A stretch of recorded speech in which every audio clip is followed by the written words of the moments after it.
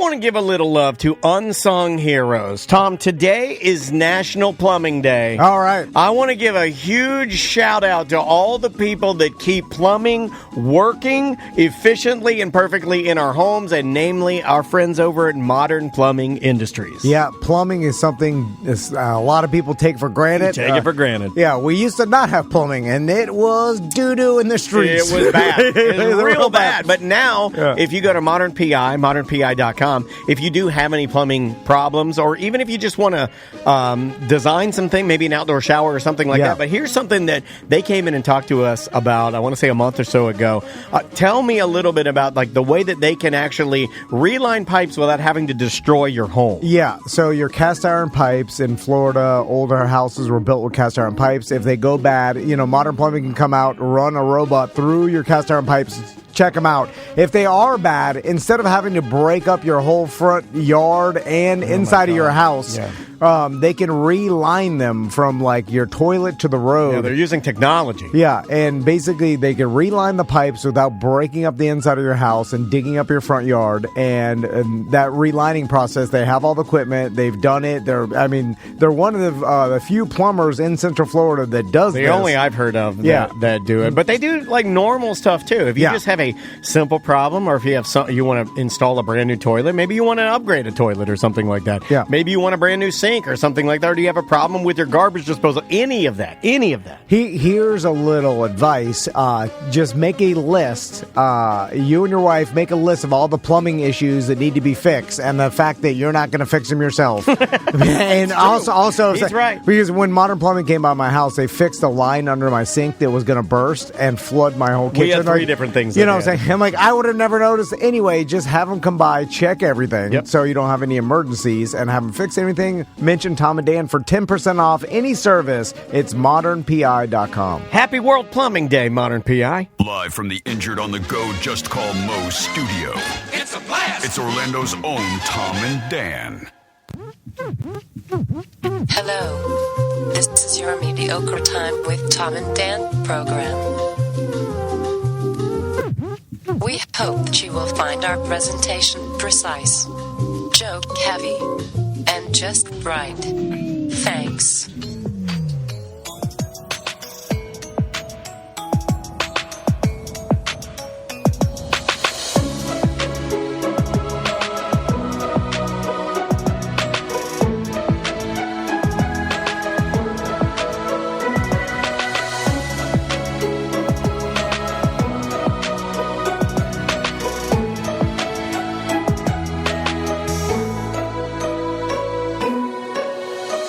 Welcome to the Friday free show of A Mediocre Time. Hey! It's the Friday free show on a Thursday. We got 1 foot. Tom's got 1 foot on an airplane. I've got one hip on the couch healing. I may or may not have upgraded my television. No one knows. Nothing can be done. Welcome to the show, everybody. It's another Mediocre Time with Tom and Dan. I'm Dan. I'm Tom. On the couch with us today, host of Tots with Ross. Ross McCoy's here. Hey, guys. It'd be weird if someone else was the host of that, I guess. Have you ever let anybody guest host Tots with Ross? I don't think so, no. You know what? Don't do that. Yeah. I have always been a big believer. We've never had a guest host on A Mediocre Time with Tom and Dan. We've never had a guest host on A Corporate Time with Tom and Dan. We've subbed in different shows. I'll give you that. We've never had a guest host. When you allow someone else to host your show, you're weak as fuck. Hold on, no, wait. I want to guest host. You don't. No. It allows... Never. It's a kind of, I look at it like Millennium Falcon. I'm throwing this out there for nerds. You never let other people drive your fucking spaceship. You just don't do it. It makes you a radio cuck. Agreed. No, hold on. I agree. But I agree. Ross and I are traditional radio guys. You gonna bring in a bull to run your show? Come on. Yeah, I'm not doing that. I'm not Dr. Bob in this show. I'm not having this show sit idly by and watch me eat a spoon of cum. I'm not doing that. I'm not eating. He's pounding. He's better. I'm not eating cum. I will not do it. He's so much better. Yeah, he's better, but he's not there for the day-to-day. He's not there every day doing all the chores and shit. I used to hate it when I used to hate it because there was a morning show here in town I may have worked for, that would do guest hosts. Talking Johnny? And they would do guest hosts, and sometimes the guest host, Chris Jericho, were better than the actual show. Then that taught me to be like, you know what? Well, you can, Chris Jericho. But you can never let anybody ever fly your spaceship. You can never let them see what it could be with anybody else behind the controls, because even if you're not as good, you got to stay in. You have to protect your spaceship. Come on. No one ever in. I've wanted a guest host for years. Well, who do you have in mind? Who's going to do it? Anybody. I'll let Ross. I'll let Ross do it. I think you're one of one, maybe. Yeah, I think you're one of Ross one. could easily do it. No, I know he could easily do it, but he would give the same quality. Mm-hmm. And then, I feel like, and he knows the spirit. Mm-hmm. And then if people said he's better, then I'm like, oh, I got to step up my game. Then well, obviously I'm not doing as if good. they said he's better, I'd be like, oh fuck. That's how you're supposed. You'll be like, God damn! I told you this is a bad idea. Then the people get a better product. Anyway, all right. This is a whole subplot on the Larry Sanders Show. You can't bring in too good of a guest host. That's true. That is true. All right. So first, speaking of, are you going to get serious on us? What's happening? No. Well, you got something to tell him? I got me and Crystal sat down last night and we had a conversation with the boys. And I'm going to take I knew you thought this was spring break, but I'm going to have to figure out some finances for a couple weeks, and we'll come back bigger and stronger than ever. I promise. You'll get 2 Christmases now. Yay! Look at them happy. Like, this all took. Hey, y'all want to get 2 Christmases? Say yay! Yay! By the way, they sell. Y'all want to see leprechaun hats? It's a green corduroy hat with an embroidered sketch of the leprechaun's face on it. If anybody wants to buy that and send it to me, please do. I'll be your best friend. Does the original guy who said that get the money? Or? No. Okay. No. This is China, baby. This is China. So just whoever printed them and marketed it? Whoever thought that it's a nice-ass hat. It's green corduroy with it embroidered. It's very nice. So the Ram Davesy cruise is coming up. I'm going to let him guest host the cruise. Ram Davesy is hosting the cruise March 21st. You could email Ross. What's your email again, Ross? ELROSS@hotmail.com. You can message me on Facebook, message me on Instagram. Yeah, and it's a gambling cruise if you want to go and hang out with Ram Davesy and gamble. And Mo has officially moved the date of his golf invitational to April something. Yeah. People have been stopping me in the street and asking me, were you really at war with John Bustecker? No, it was a bit. It was a joke. They just happened to co-schedule that event. And I think what it really came down to was Mo picked his favorite Ross. He just was like, true. Ross Paget's hosting the golf thing. I'm hosting the boat gambling. And he was like, which Ross do you prefer? We'll go with the better Ross, the one who spells his name right. Ross War. But the war thing was moving tickets, and that's why I'm here to announce today I'm currently same day as my fucking boat gambling thing, I'm going to war with MegaCon. Okay. If you're a cosplayer, if you sell trinkets, if you're an anime artist of any sort, fucking war. One of your sponsors of the Dave Ramsey. No. What the fuck? God damn! You know, Dave Ramsey. My God, that fucking hack. Oh my God! And if there's anybody that's going to sue, it's that fucking money grubbing asshole. That guy's coming for it. We'll get a letter from one Ramsey Way. Ram Davesy. My mom got all into Dave Ramsey right before she died. I'm taking the class. It's not bad. Oh my God! Up until last year, she was still donating. Never mind. I can't talk about that. Is Todd Burney from Marshall Bone Construction, who also is sponsoring my son Max's 5th grade end of the year party. Well, wait a minute. I want to thank him. What's he sponsoring of mine? What's he sponsoring of mine? You guys, I got no more money. You guys are getting all kinds of stuff. Shout out to Landon, his son. There's what we paid for. Go get him, Landon. You're selling shout-outs for your son's 5th grade? What the fuck is this? You know how hard it is to raise money for a goddamn party? Yeah, but they're supposed to raise it. The kids. Yeah, not the kids. The my dads. wife is raising it. Let her do it. It's her job, not your she job. said, help me. I'm like, all right.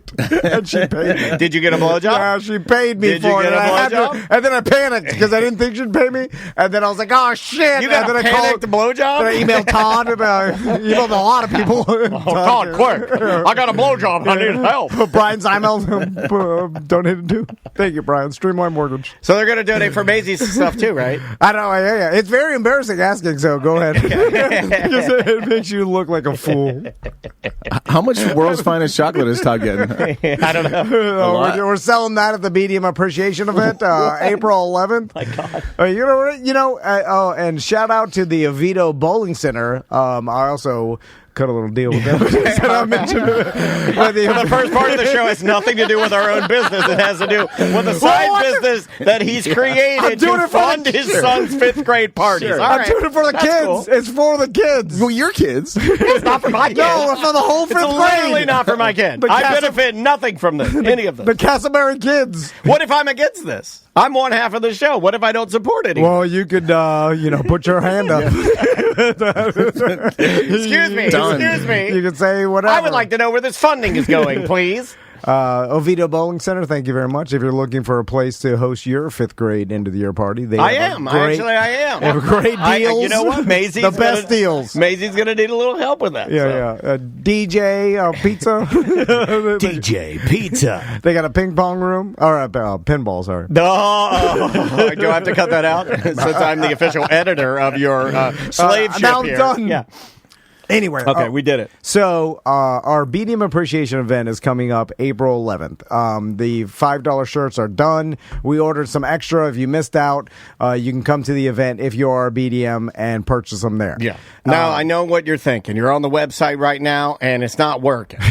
I don't know what to tell you. At this point... someone should have raised money for that.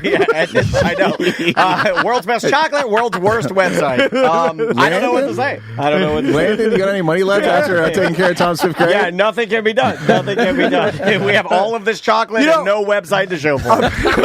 I don't even... We have to sell the chocolate to get the website back online is what I was told. I didn't know it was going bad. So apparently websites are like cars in the fact that they get old over time. I thought they were good forever. Like I did too. It's digital. It's not even real. Yeah. Like I think most people think a website's good forever. Right? I thought that. Dude, alternator on a website will go out like that. No, I honestly, I think most people think that once the lights are being blasted into your eyes, that like what would change in the order of how those lights get blasted into your eyes? What would change to make that not work any longer? Right? You don't think about that. Once Mr. Daddy's paid, then your website's on, and it's either on or off. A lot of listeners have incorrectly assumed that because and I'm going to give you some real stuff here. A lot of listeners have incorrectly assumed since our website, since my surgery, has been like really unreliable, that it's because our server is hosted with GoDaddy. We are not hosted with GoDaddy. I promise you we are not. I thought maybe we were because I was on copious amounts of drugs and I hadn't looked at it in a minute. But earlier on in 2024... we took over our own website from our good buddies DivUps, who really helped us out when no one was helping us out, and built out a website that didn't even exist. And what I mean by that is they engineered a subscription website for our BDMs that was the first of its kind. No one was fucking doing this. By the way, nobody else is doing this. Everybody else goes through like another site, like a Patreon or something. Why? Because it's more reliable and easier to fucking do. That's why. And Jeff built out this website, and it's been, as Tom would say, because I'm trying to reframe things and look on the bright side, it has been amazingly great for, until it hasn't been. And now we've reached 17 years old. Yeah, it's been like 17 years, and now we've reached a point where we are having some major issues. So George and Matthew behind the scenes, Orange Pixel, our buddies that are working on it, they're doing a great job trying to fix it. It's just... again, like a lot of people don't realize, 17-year-old website, like certificates become obsolete that used to be good 17 years ago, and then all of a sudden, like it triggers the hosting to be like, oh, it turns which triggers it off. Everything. It's the house of cards has fallen. Yeah, and then and I'm Kevin Spacey, and I'm grabbing dicks. And then just like your iPhone, I guess, like because believe me, this is beyond my comprehension. I don't know nothing about websites. Yes, and go ahead.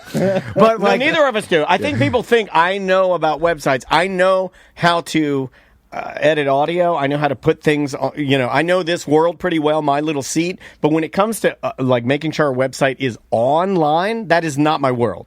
Yeah. Not even close. and then like things become obsolete, coding and stuff, and then that breaks it, and then triggers a chain reaction that just turns it off, and then it's like Matthew and George have to go back there and pain in the ass and figure out, the certificate it expired, and technically, it's like all these little things, just like an old car, things are breaking.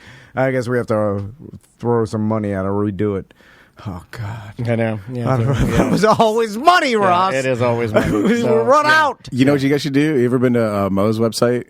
You go to justcallmo.com. Yeah. There's a virtual Mo. No, fucking Mo. He's got the money. We don't have money for a virtual nothing. Virtual Mo. Yeah, we're virtual embarrassment. We have nothing.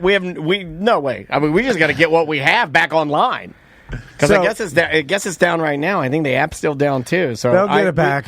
Yeah, they will get it back, and I'm very sorry. We apologize. More than anything, it's just fucking embarrassing. Because we work so hard. Like, I'm in here editing these shows. You've worked so hard at scheduling all of this. Like, while we're going on spring break, we have nothing but awesome new shows, and a lot of them legally. We have some secret shows that you guys. Well, I can't say that because that's copywritten by the News Junkie. But we have some shows you've never heard before that involve people that we do some ancestry stuff. It's awesome. We have some great shows for you, but you can't even fucking hear them. Secret shows, $2.95 a month. I'll steal it. Yeah. What is he gonna do? Come at me. Bro. I don't know. I'm joking. The worst thing you do is come over here and like, all I have is world's finest chocolate. Sell this. A virtual Tom would be pretty easy, though. Like, just Tom pops up, you ask him to do something, it's like, so tired. Yeah. He's like, what? What is that? Oh, worst case, cool. it calls real Dan to do something. So, back to April 11th, that is our BDM Appreciation Party. Yep. And we have a great show for you that night with Jeff Howe and Casey Howe.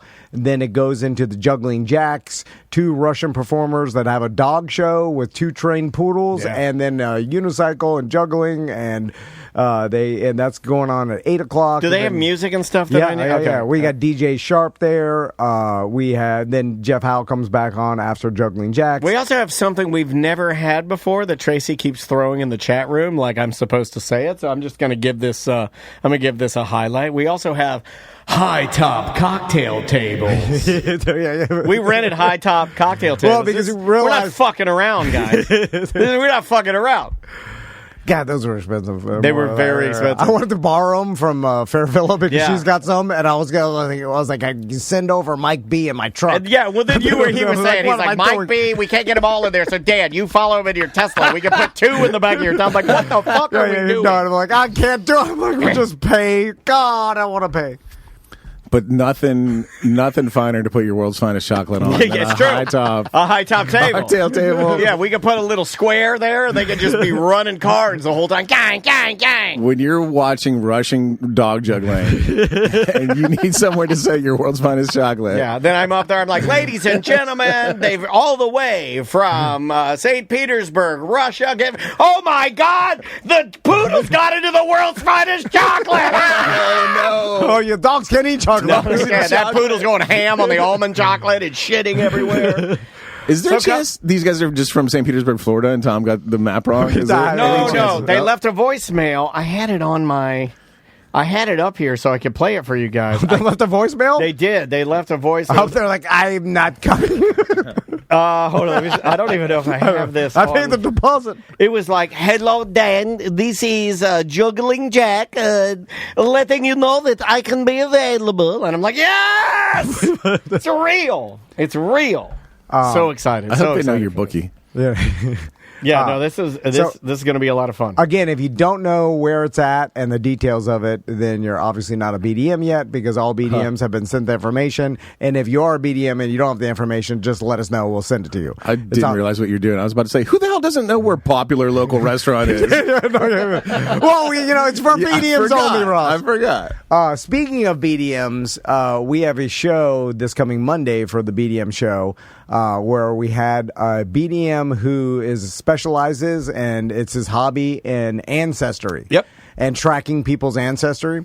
So he did, and this was about 6 months in the making. About 6 months ago, BDM Michael send us an email like, hey, I could track you, both you and Dan's ancestry. Just give me some jumping off points of like people's maiden names and your family and stuff like that. Any Indian princesses in your family. yeah. Just let me And, know. and he's like, I'll track it all back, and I'm pretty good at this. And then so he did it. Yeah, I think he enjoys it. Worked on it for months and then presented to us. It's going to be aired on this Monday's BDM show, and there are some surprises in there.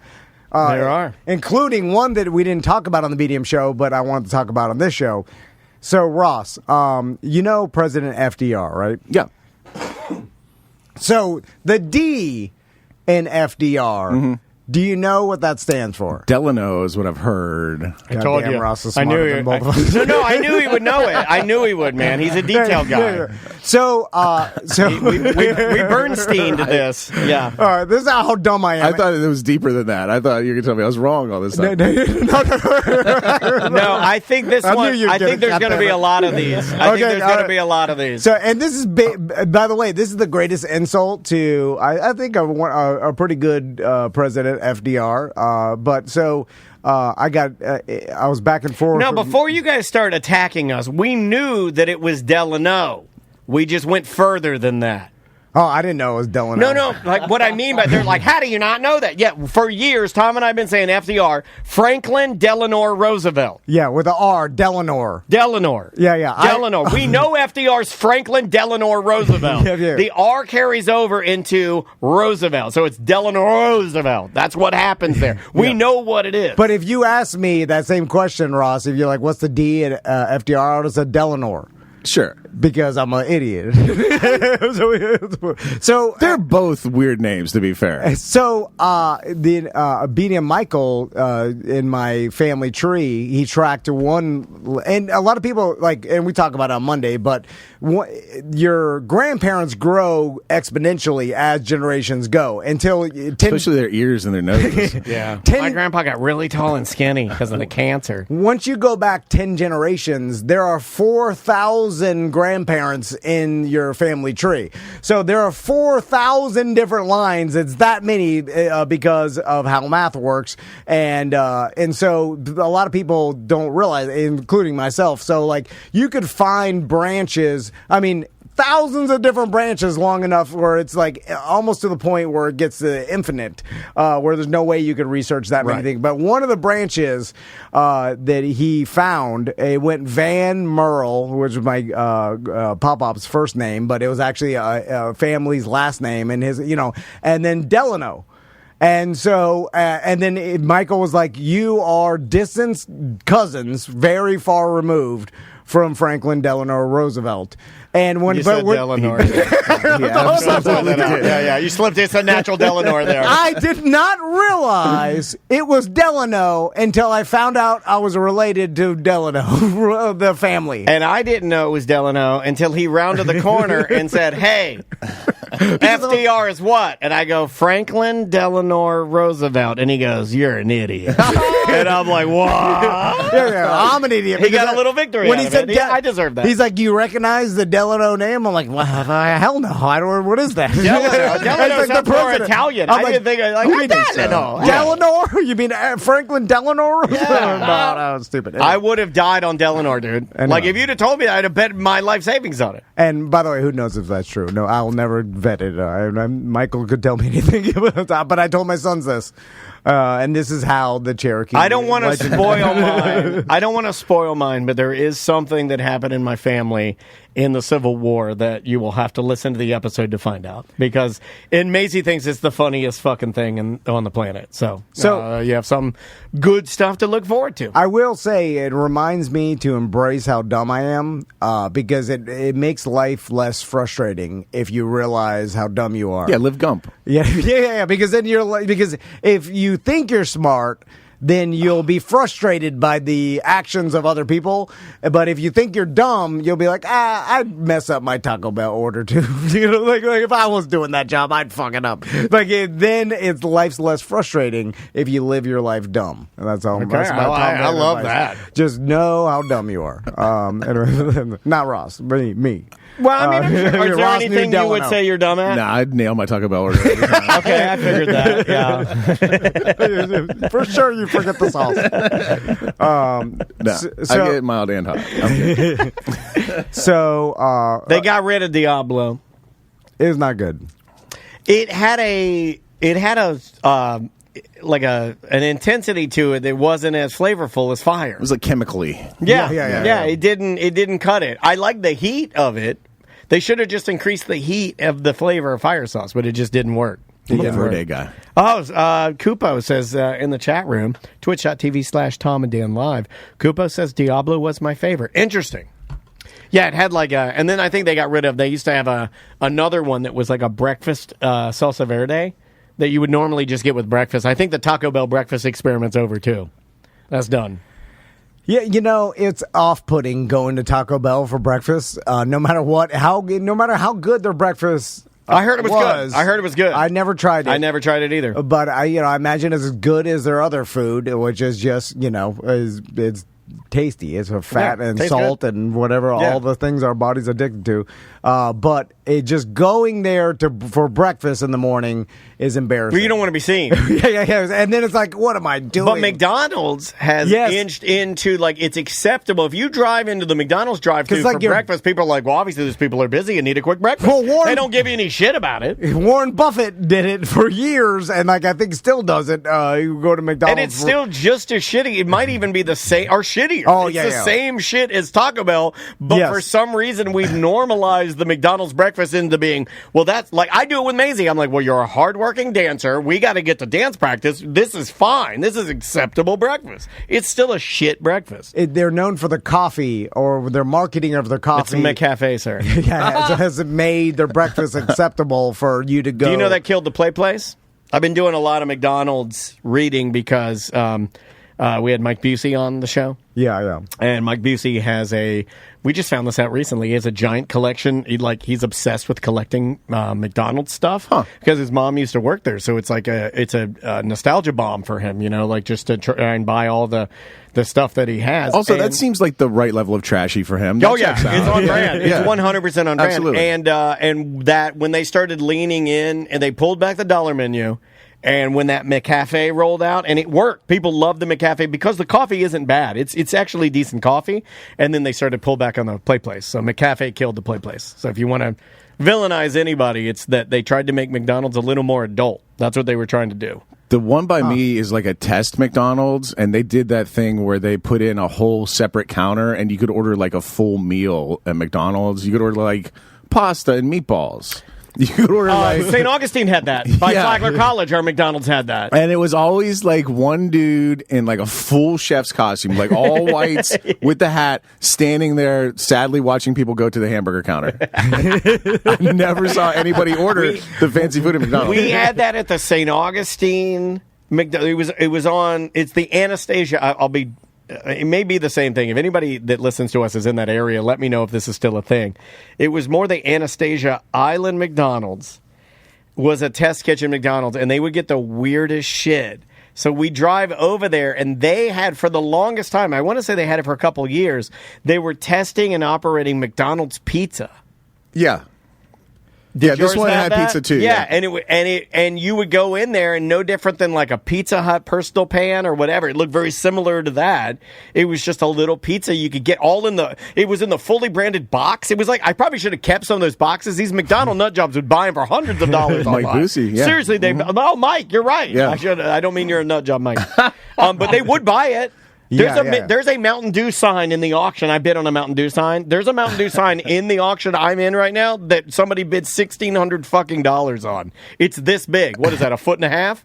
Damn. Every once in a while, I get a bug up my ass, and I look online for a McDLT box, and it's insane. They're so expensive. Yeah, I should have crazy. saved these. Anyway, it's a McDonald's pizza, and I never tried it because I don't know. I like McDonald's. Because you walk into McDonald's, you're there for a burger and fries. Correct. You don't want pizza or pasta or any other. I'm kind of with Ross on this. Once I go to McDonald's, you and I've talked about this. I like a plain McDonald's hamburger. I like cheeseburgers, but I like the hamburger without the cheese, so I can taste the fake meat and the little dehydrated onions. I like the dehydrated onions, all of that with the ketchup on there. It's delicious. Mm-hmm. With the fries, their fries are good. They've sugared their fries. Who doesn't like salty sugar fries? They're amazing. But the pizza, my buddy Chris, my roommate at the time, would get it. He said it was actually really good. Really, really, really good pizza. But I don't know. And they would switch through certain things. Like, you're right. They would have, like, weird shit, like spaghetti and meatballs. Like, who wants to go to McDonald's for spaghetti and meatballs? And it also was, like, highly priced. Like, a pizza would be, like, $20 fucking. And you'd be like, I'm not buying a $20 pizza from fucking McDonald's. It was weird.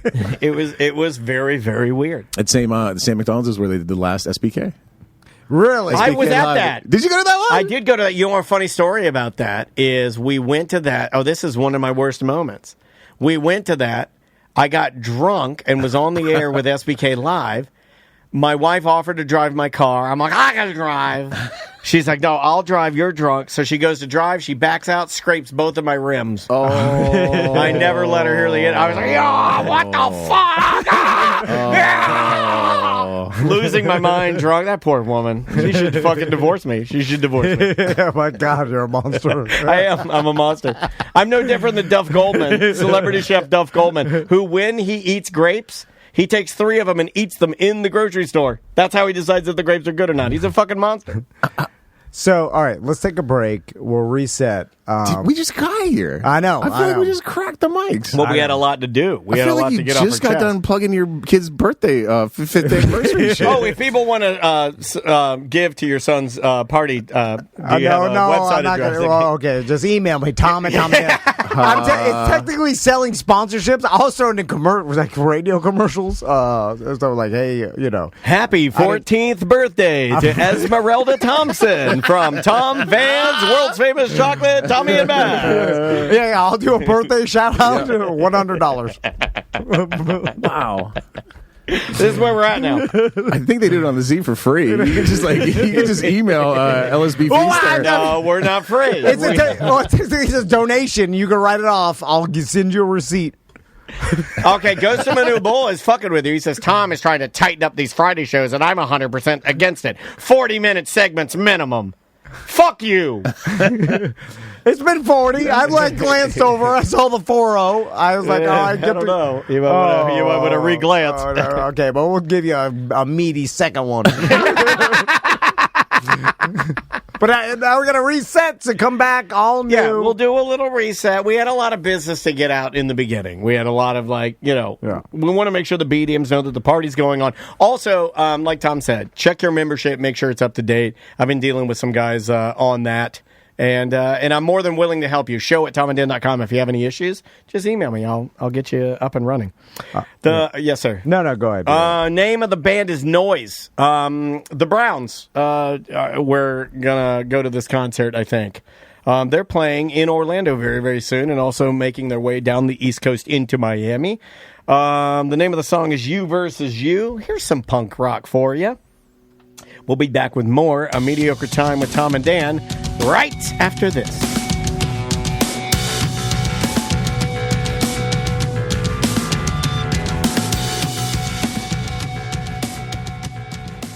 You know, it's never been easier if you've been wanting to try to get your medical marijuana recommendation. Yeah. Now. Same day. Same day. And I just re-upped mine. You re-upped yours this morning. Yeah. I re-upped mine last week.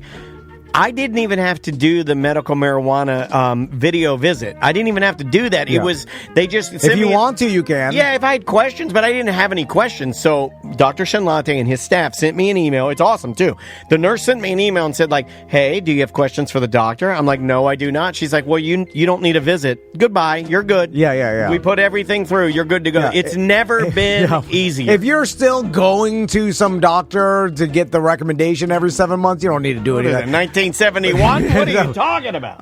Buddocs.org. Yes. Dr. Shenlate will help you out. He's been advertising with us for a while. Now, if you do have questions, he can answer anything you have. 100%. He curates bud deals. He's always trying to save you money, and he will save you money. You can go on his website, and you'll see what I'm talking about. But if you don't have any questions, you don't have to see him. But if you do have questions, like, what do I use? Well, what about topical? What about edibles? What's the difference between an edible and oral? Like, he can tell you all of that. There's also people still to this day tell me like, oh, I didn't get my recommendation because I don't want to get all my medical records together. I'm like, what the hell are you talking about? Like, do you know what year it is? Like, all you do is you go on the site, buttdocs.org. They have same day. Now, the first time you do have to see them in person. Yes. And that's one time is the first time you see them in person. And that's it. And you go and see them. You will get an email after you see them, and you'll be able to go to the dispensaries that day. Yeah. Because it's That's all, your card. Effectively, that's your card. Yeah. And it's all like digital now. It's so much faster. So if you're thinking about it, go get like buttdocs.org, get a same day appointment, go there, and you could be shopping at every dispensary that day. Yeah. In one day. And then after all the renews are all emails, you just go online. It's so easy. Same day stuff. I mean, it's never been easier. Nope. You have no excuse. buttdocs.org.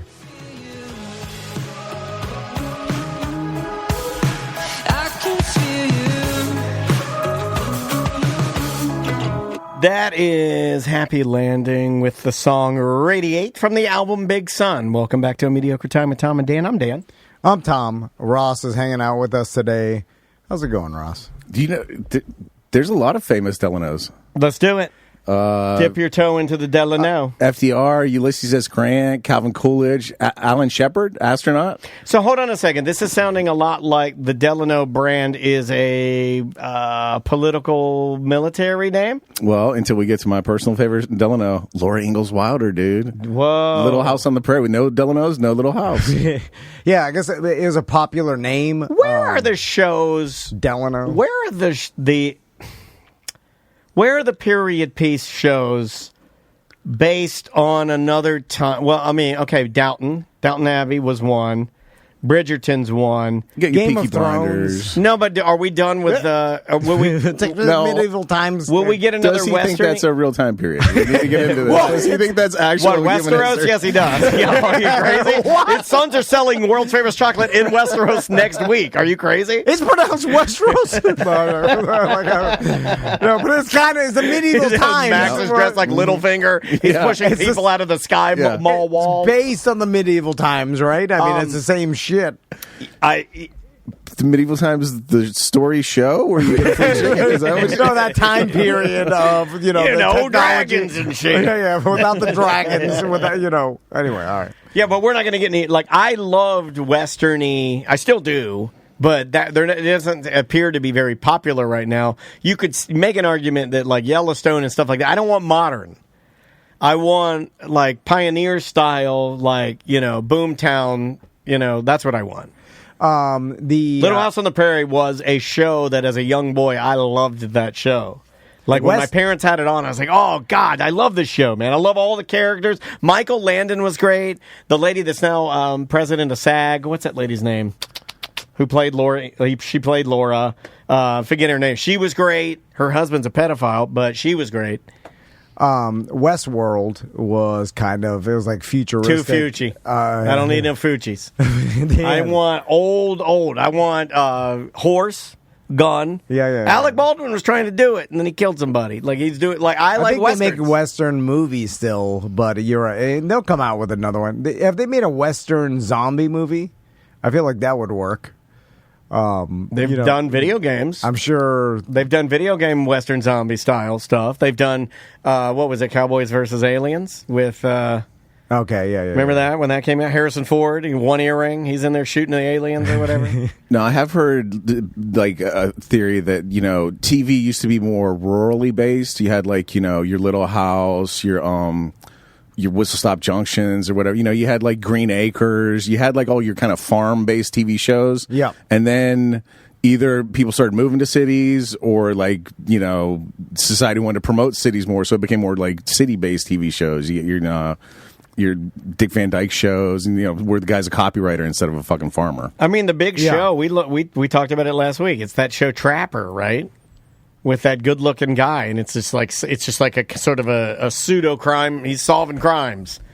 Those shows always do really well with old people. Old people like a set it and forget it. Like you go in, you sit down. Oh, that's Trapper. He's on the case. Every episode is its own story. That She way, was the murderer. you don't have to stress about not seeing the last one. It's like a new episode. You don't have to know the background. You get it. Yeah, the older you get, the more life becomes a mystery. So, like, having a nice little TV mystery that wraps itself up in a half hour is beautiful. My dad liked the things being wrapped up. One of my dad's favorite shows, which I didn't really understand it, but what's funny is I would watch along with him and probably enjoyed it just as much as he did, was Angela Lansbury in the hit show Murder, She Wrote. Sure. My parents loved the show Murder, She Wrote so much that after Murder, She Wrote was off on Sunday nights, I still remember this, they would call my grandparents to talk about it. That's fucking weird, right? Name somebody that does that now. That's just not a thing. So we'd watch Murder, She Wrote. Oh, well, there'd definitely be a Murder, She Wrote podcast that plays after the episode aired. Yeah. And then my mom would know, because we called them every Sunday anyway. That's another old thing. And if you still do that, I'd love to hear from you. I love that. I think that's cute. Like if every Sunday you still call your grandparents and talk to them on the phone, like before you go to bed, I think that's fucking awesome. I think more people should do that. Give love to your elders, but we would do that. But they never talked about anything family. It was always like my dad on the line. He's always like, "Yeah, I knew he was the murderer." When's the last time you talked to your grandparents on the phone? It is rough. It's a hassle. Andrea's grandpa is 101, 102. Yeah, about to be 103.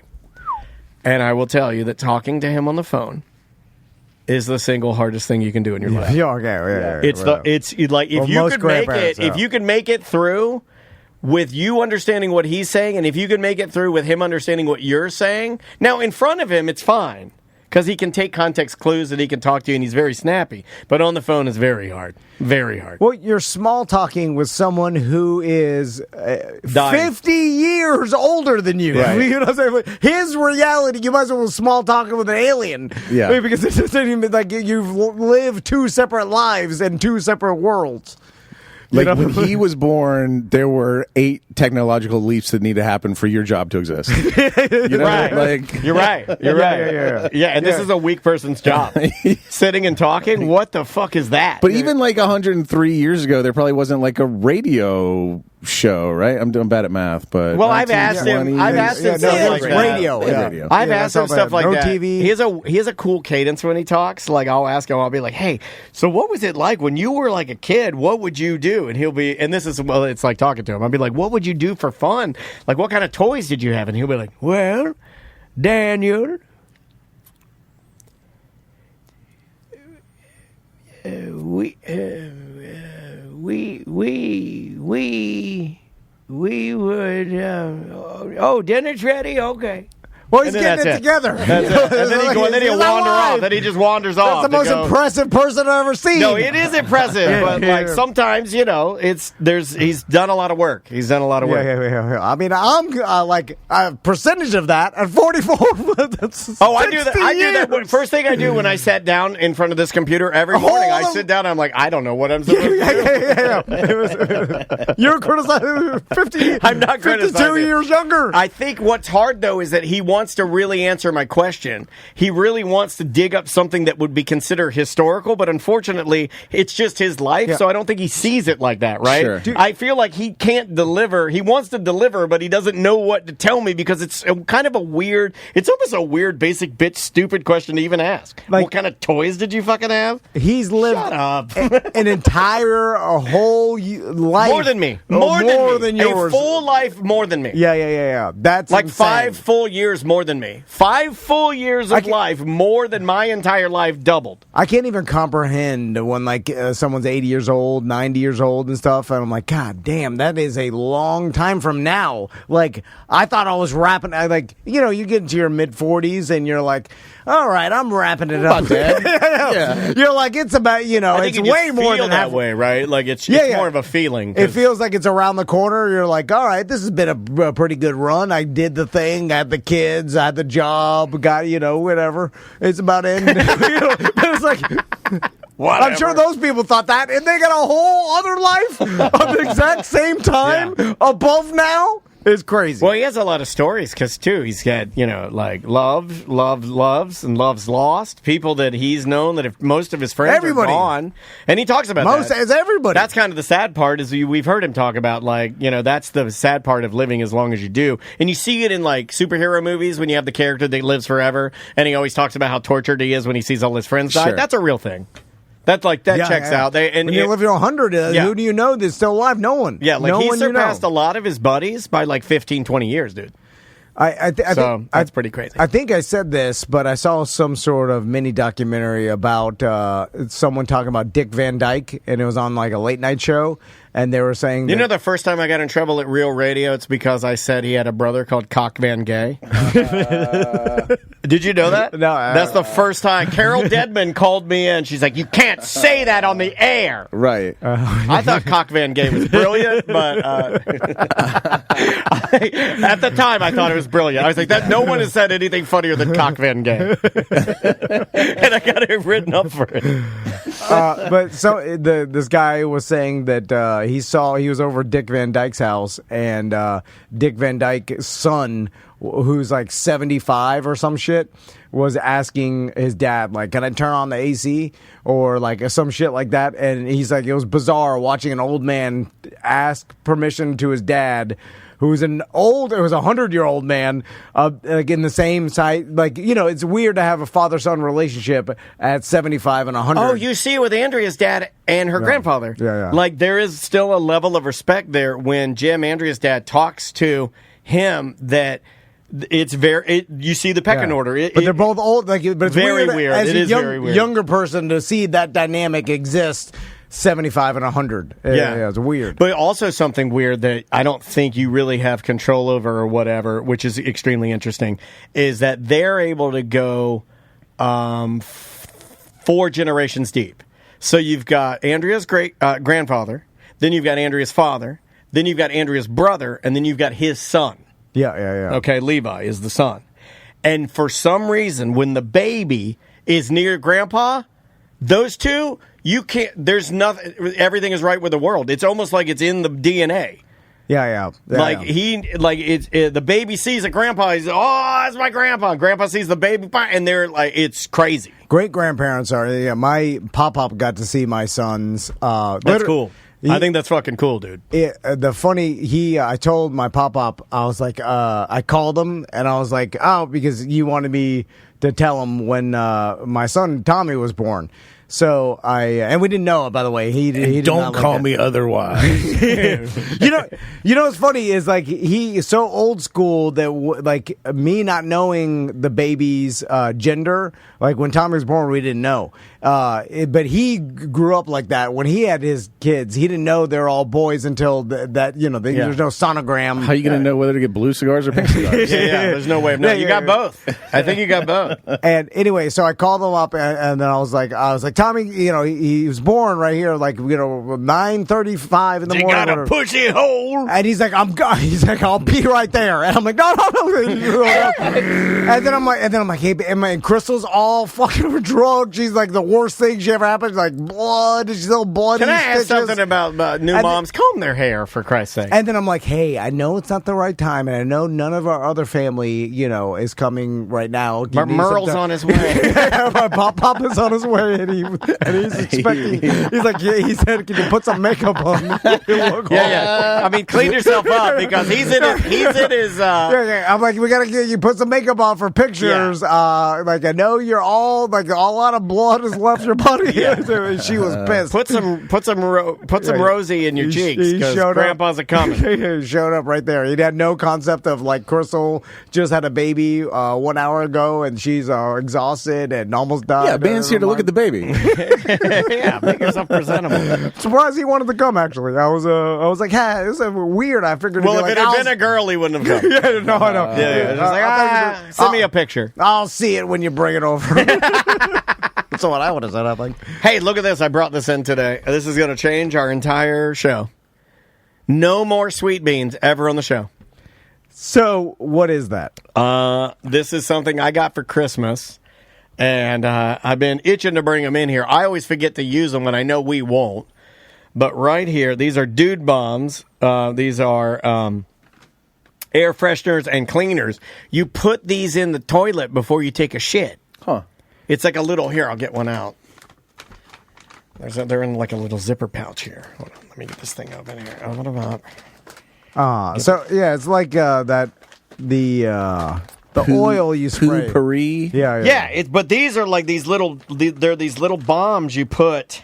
Oh, you can't even open the package. I'm so weak. I can't even open the zipper. Yeah, when I got to shit, I got to go. I don't have time. Here we go. I got it. I don't know if you understand our shit. It's emergency. I got him. Look at that. So it's like a little Tide Pod thing. It's like a little blue. Okay. You blop it in the water before you go, and then it starts fizzing and releasing. Here, smell them. They smell great. You can just smell the edge of the bag. You can smell them. All right. So and then you put these in. They're called dude bombs. You put them like in the laundry. toilet. Yeah, they smell like clean laundry. You put them in the toilet, and then the idea, the technology is you shit in the toilet, and then the dude bomb technology is floating at the top, and it doesn't let any of the stink out of the water. Yeah. Because there is something to that. Because as a child, I remember when I would fart in the bathtub, and it would come out of the water, it would smell 30 times stronger and worse than any fart you do just actively out of your butthole. And I've always convinced myself, this is not science, this is something I think, this is my own theory, that as your I've probably said this on the show before, as your fart air bubble is traveling through the water, it's gathering other erroneous smells. And it's compounding. It's gathering smells. That's why it smells worse when it gets to the top. Is it gathering smells from your bathwater? From the bathwater, yeah. Yeah. I created this theory. And that's why it smells worse when it exits the water. We don't think that maybe when you're just out in the air and you fart through your pants, it kind of immediately disperses. I mean, that's one theory. That is Whereas one theory. in the tub, it would bubble up, and that bubble would come uninterrupted to the surface and then be right there by your nose. I mean, possibly. Okay. I mean, I see what you're saying, but I like my theory We like better. the fart tea theory better. Yeah, I like it. I like it leaching other smells to come up. But I've tested these, and I will say that while they are not perfect, that they work pretty damn well. They're the effervescence that they have and the smell of like light lavender or fresh linen is so strong that it does cut down on doo-doo stink. So now you're missing out on the joy of having your business partner take a shit in your shit stink. Okay, well, but I want to tell you something. So Andrew has been over here a lot lately. And one day she came over to pick me up, and you were still in the bathroom. Do you remember the one where I was like, see ya? And you were still in there, and you were like, oh. Okay. She could smell it, and she said it was horrible. She's like, I walked in, and it smelled like shit in there. The whole place smelled like shit. She's like, does it always smell like shit when you guys shit? And I'm like, yeah, pretty much. If any of us takes a shit in there, it smells the whole... Because we have a small studio. If you take a shit in there, it smells the whole studio up. Yeah. No, I know. And when you... Savannah did it last week. Twice. I didn't notice. Twice. She did it twice. She left swirlies. Yeah, no, come on. I had to get down in there with toilet paper and scrub it out. No, come on. Just ignore it. No, I can't. I can't do it. And I got to build 3 ratchets high. And what I mean by that, I got to get a ball of toilet paper. That's 1 ratchet. Another ball of toilet paper. That's ratchet 2. And a 3rd ball. And then I make a pole. And that's what I use to clean the toilet. It's 3 ratchets of toilet paper to clean the bowl, because if you do 1 ratchet of toilet paper, you get her shit on my fingers. Basically and I can't. Yeah, Ross knows he ratchets his toilet paper to clean the bottom of the bowl, because I was so paranoid that then I got Corey from Core Flooring coming in there, and there's swirlies in the bowl. Yeah, they call that the 3-tier Delano. Delano. That's the 3-tier Delano is the name of the show. Dan, you're a shit scientist. Is there anything to this? I have another shit story too, so we're going to do a shit segment. The worst shits I ever smelled in my life were my grandpa on my dad's side. Okay. You think it was diet? I don't know. And what did he do? Can I ask questions? I don't want to hijack your story, but I mean, he just ate whatever my grandma made. What kind of working man was he? Like a... He, in the time I was alive, he had retired from a chemical manufacturer, and he did stuff like he would for an auto auction, he would drive the cars out. He did a lot of stuff like that. That's low key a dream job of mine. It was a pretty sweet gig for a retired guy. You drive the old Ferraris out. Yeah, just show up, drive cars for a couple hours, something like that. But okay, so he had the worst shits I've ever smelled in my life, and then I named one of my kids after him, and that kid has the same shit smell. Whoa! So what's the name? I don't know. That's why I'm asking the shit scientist. I don't know. It's like microbacteria makes a huge difference of like in your gut, and then also as you age though too, it doesn't make sense for your son, but I imagine that like old pipes. Kind of like Daniel's bathtub theory, like all the pipes just you're rotten from the inside. They're all old and like that's old person smell. Yeah, That came out in the Wall Street Journal last week. They did a whole article about old people smell has always been a myth. No, it's not a myth anymore. Science has proven that as you get older, you do gain almost like a death smell. And when you're around old people, you're like, God damn, it smells like old people. Yes, they do smell that is a real fucking thing. Old people do have an act, like you can look it up. They have a smell. Huh. And there are certain like deodorizers or maybe soaps that you can get that will counteract it, but I don't know if you have any recourse on this. I think you're just dying. Yeah, like we're old, right? Like past 85, 90s and stuff. I think like we're way older. Yeah, not like when you're in your 40s. Like, I don't know, old people smell. That's just like standard. White people get rained on. They smell like onions. Black people have been telling me that for years. Wet dog is what I heard. Wet dog, yeah, that's another one. Let me get my other shit story out, and then we'll move along.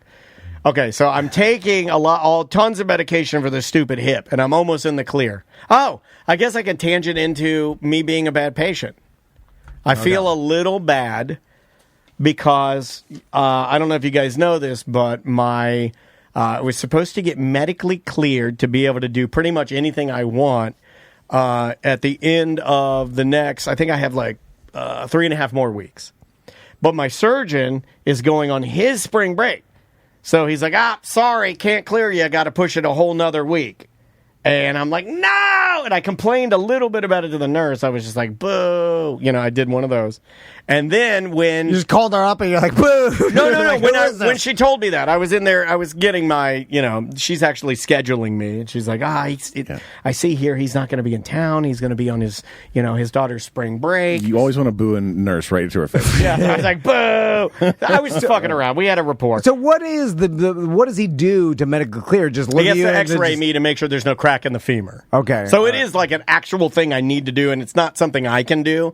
Like, I can't just zip up to Amscot, x-ray my, femur. So you need the x-ray, and then as long as there's no crack, which... Not only that, but he's checking the implant. They measure, like once they put the implant in, they measure the implant, and then they measure it later after it's healed to make sure that it hasn't moved at all. They want to like make sure that it's in the exact position they put it in, and it is so they check everything. Not only the implant, but the cup that's in my hip joint. They're checking that for movement as well. So I guess they're checking like all the major points of where they put the implement in me to make sure it hasn't shifted at all. Okay. So there's like that. But so I was going to get pushed back another week, and I was complaining about it because, of course, the first hip, you broke my femur, and I went 8 weeks behind. This one's supposed to be just the 6-week Johnny, and now it's 7 weeks because you have spring break. So I texted him. When he texted me that, he's like, oh, yeah, I got spring break. Sorry. I texted him back. And I said it like this. I did do, as Tom calls it, and I laid in a thick layer of emotional tax there. Hey, asshole. And no. I said, because that's not fair. He's taking good care of me. He did a great job. I said, I know when the nurse told me that, my heart sank. If there was ever going to be anybody that would get an extra week added to his sentence, it was certainly going to be me. LOL. I'll do what I'm told.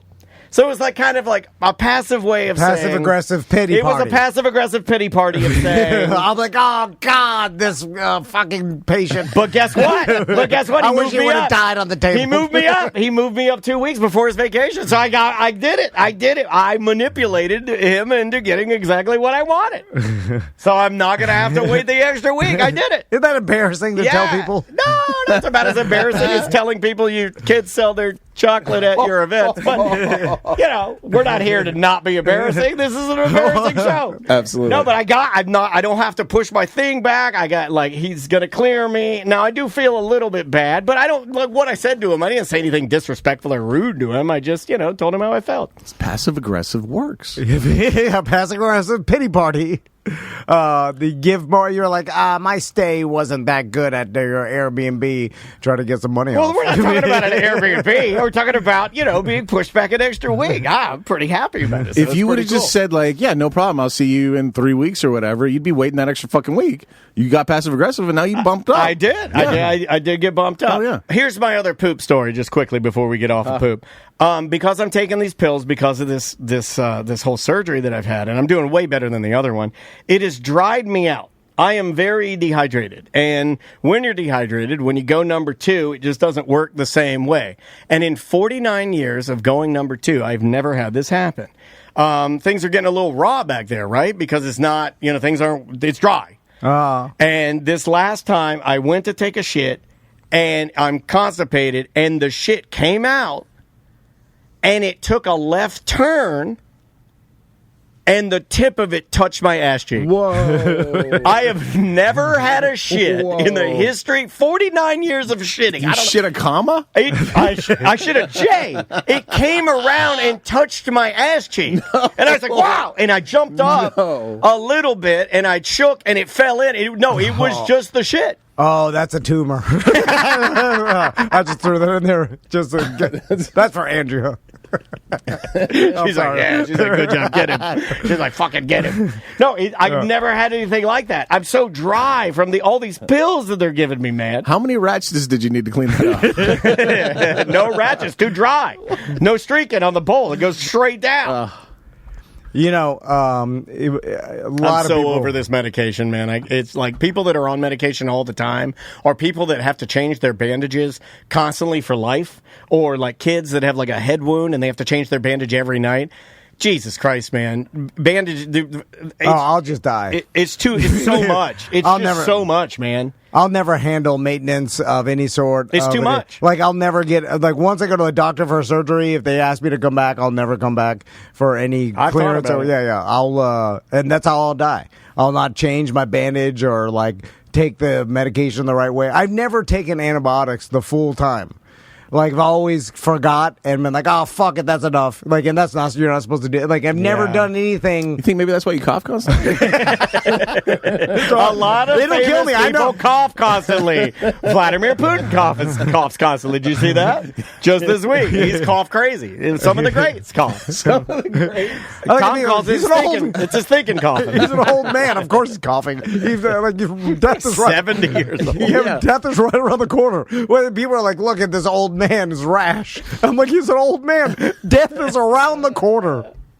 How do people not understand that? People are like, oh, this is 80-year-old man's got something. And it's like, no shit. Everybody's got something at that age. Your death is around the corner. You want to try a voicemail, buddy? Yeah. Let's try this one right here. Dan, Tom. So y'all are talking about just touching the tip of this thing for the Olympic sport. The real question is, would you be gay if you just touched the tips of your penises to one another? Does that make you gay? No. Of course it does. No, it doesn't make you gay. It helps. I think it helps if you're gay. It's easier to do it. But we used to work with somebody that thought if you do gay things, that makes you gay. No, you're just doing gay things. It doesn't make you gay. If you're gay, you're gay. Yeah. If you're gay, you are attracted to the same sex. Boom. And then, if you touch them and it gets hard, then you're gay. True. Well, if you don't like it, it still gets hard. Then you may not know. I'm not gay, and if some dude starts jacking me off, I'm gonna get hard because I like being jacked off. I love being jacked off. Hands are hands, right? We cover that. That's what I can't see it, but if I put it through some sort of hole, how do I know? As a dude, I was like, well, how are I supposed to know? It was a human hand. Not in my mind. Human mouth. Human butt. It's all the same. Mouth or butt? What? If you're picking the hole, mouth or butt, you have your choice. The butt is less intimate. But you don't know. That's what I've always... Would you be able to tell? Like, if you walked up to the glory hole, you see the duct tape, you pay your money, you stick it in there, and then you go inside something. Are you instantly able, do you think you're in tune with your feelings enough to know, like, oh, yeah, that's a mouth. Oh, yeah, that's a butt. Oh, yeah, that's a vagina. You know mouth or butt, for sure. They're different feelings. What about vagina? Dark horse? Yeah, What's the dark horse? You know. If you mouth, butt, and vagina, you could tell the difference. You think you can know all of them? Yeah. Yeah. Male mouth, over female mouth. No, you You can't think you can tell. get that specific? No. Yeah, I don't think you can either. Mouths are mouths at that point. Yeah. And I think, but butts maybe. Just only because guys are disgusting animals. A lot of female butt problems that no one talks about. I think it's the same amount. Do we need to do an expose? The same. In fact, I think women may have more hemorrhoids because of birthing child. Yeah, birthing child. No, giving birth. I knew what you meant. Anyway, that causes a hemorrhoid sometimes. I'll put any money down. I can tell the difference between male and female vagina. I agree. I absolutely agree as well. What are some of the ththings you had written down, Dan? You mentioned white people smell like onions. A million years ago, way before COVID, when Mickey still lived in town and we were still doing tots at his house, I had D-Rug and Jolly on one show. David Jolly, international comedian superstar. Yeah. I had them on for Tots with Ross, and we went to take a picture afterwards, and Jolly was like... He was like sniffing me, and he was like whispering behind my head to Deer. He's like, "They really do smell like that." And I was like, "What the fuck are you doing?" And he's like, "Ross, I never believed it, but they say white people smell like onions. You smell like onions right now." And I had right before I came to tape the show, I had made my kids chili dogs. No, you had the onions. So I had chopped onions, and so you're perpetuating the stereotype. And I was like, no, Jolly, I just made hot dogs for my kids. He's like, nah, white people smell like onions. Okay, so that is like a thing. That's an old radio thing that I gotta be honest, never understood because I thought all BO smelled like onions. Every human's BO. It does, but the trope we're talking about, I think, was white people in the rain, right? At least that's what mine was. Okay, it was never like white understood people that. when they get wet.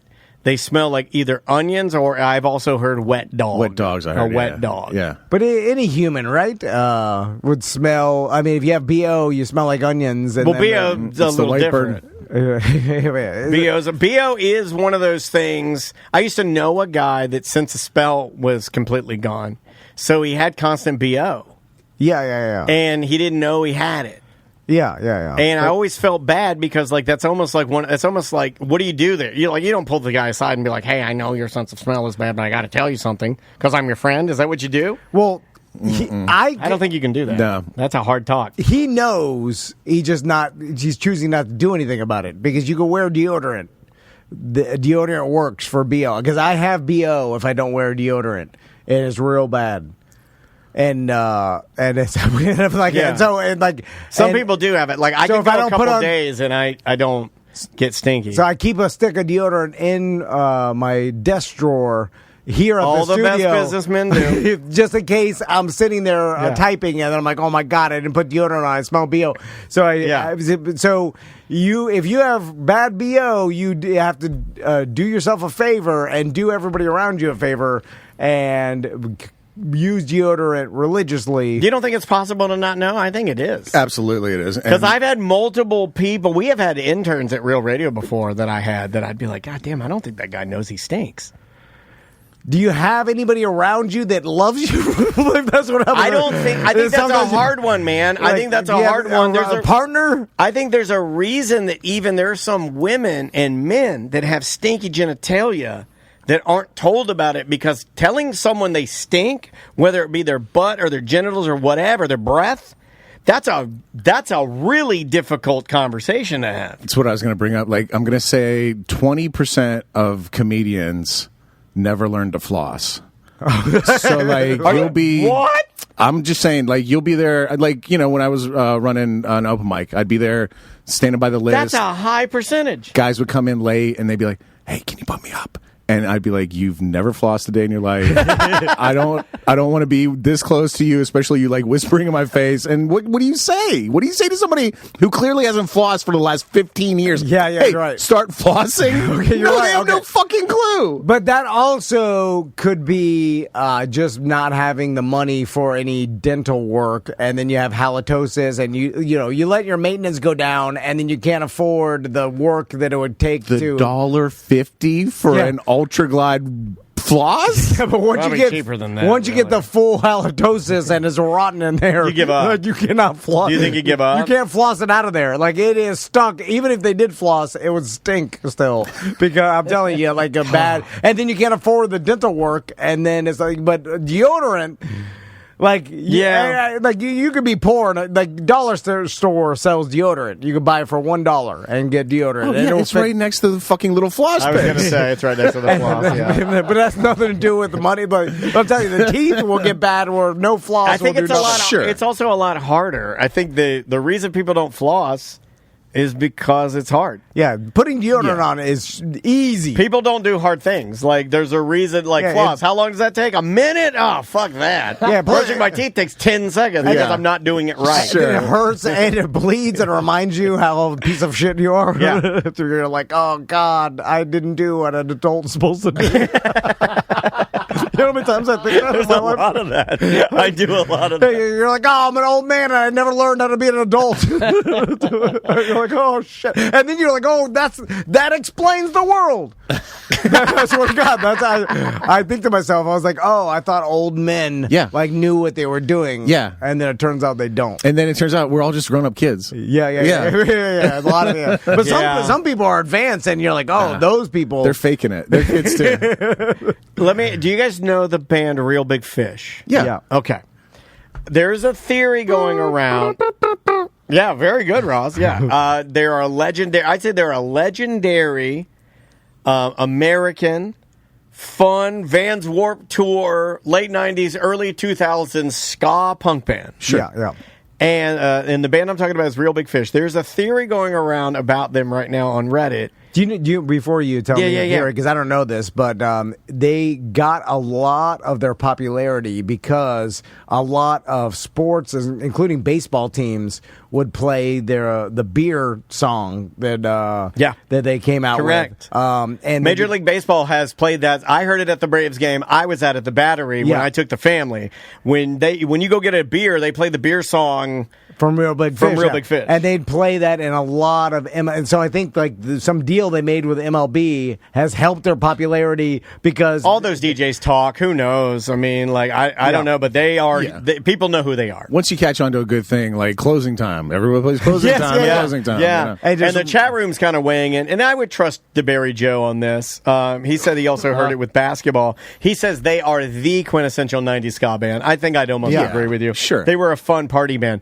There's a theory about why we don't see them anymore. There's a theory about why we don't see them really tour much anymore. Because ska died 20 years ago. No, but Less Than Jake's still touring. Less Than Jake is still touring. Boston's still touring. Like, there's a lot of the ska. Ska's big right now. It's kind of it's almost like there's some new ska bands that I've been, being introduced to that are really good. Newfound Glory, some like punk rock band from the 90s, is still thriving when still doing shows because a lot of these bands have realized. Oh, they were in Basketball. He's right. You're saying that Real Big Fish was in the movie Basketball. Yes, they were. They've realized that a lot of their prime audience that was a fan of them in the 90s, they all have kids that are grown now. They can go to the concert with, and that's what they're making their money off of. And they're doing these tours and having super success because they still are able to sell tickets, and like all their audience that were in the 90s, they're all middle-aged now. They have some money, and so they'll buy a $40, $50, $60 ticket or whatever, bring their kids, and then like, oh, this is the band I used to listen to when I was your age. And right before COVID, you would have been able to see them pretty much, wherever you wanted to. And they're making money. They were. Right now, though, they're kind of like MIA, and people are like, what? Where are they? Why aren't we really seeing them? The theory is, and I don't know if this is completely confirmed, but they're running World's Finest Chocolate behind the scenes. They are? No. During COVID, they took time off the road, and it was arguably one of the first times in their inception of being a band that they took time off the road. And they're about our age, and they have families, and they have kids, and they got into day-to-day life that isn't being in Real Big Fish. And the theory of why we don't get as much or any Real Big Fish right now is because they all fell in love with their families during COVID and spending time with them, and they're like, this is better than touring as a 90s iconic ska rock band, because a lot of the members that you would need to put the band back together are very happy living their lives. They've made good money. Now, are they Lady Gaga? Are they Taylor Swift? No. But they are pros. They've also done it 40 years, and they could arguably say, I made enough money, I did enough, and I don't want to do this anymore. Or they're like, I realize I could make more money, but it would cost the sacrifice is There less it time is. with my family. There And it is. I'm not willing to pay that. Well, they already cost. did that. That's the part Yeah. that some people were kind of saying in the thread that I thought was kind of interesting. They already sort of did sacrifice a lot of this. They, were one of those bands that toured like seemingly endlessly, right? They were always playing around Florida. We were very lucky to get a lot of Real Big Fish, and but you won't. I don't think now. Maybe you will. Maybe once kids are a little bit older, maybe you will. But for right now, it seems like they are completely happy just being who they are. And COVID taught them that, hey, being that sacrifice that we gave before COVID, maybe it's time to be with our families now. People forget how much time you are away from home when you are a touring comedian or you are a touring band. It's endless. Or in any sort of touring anything.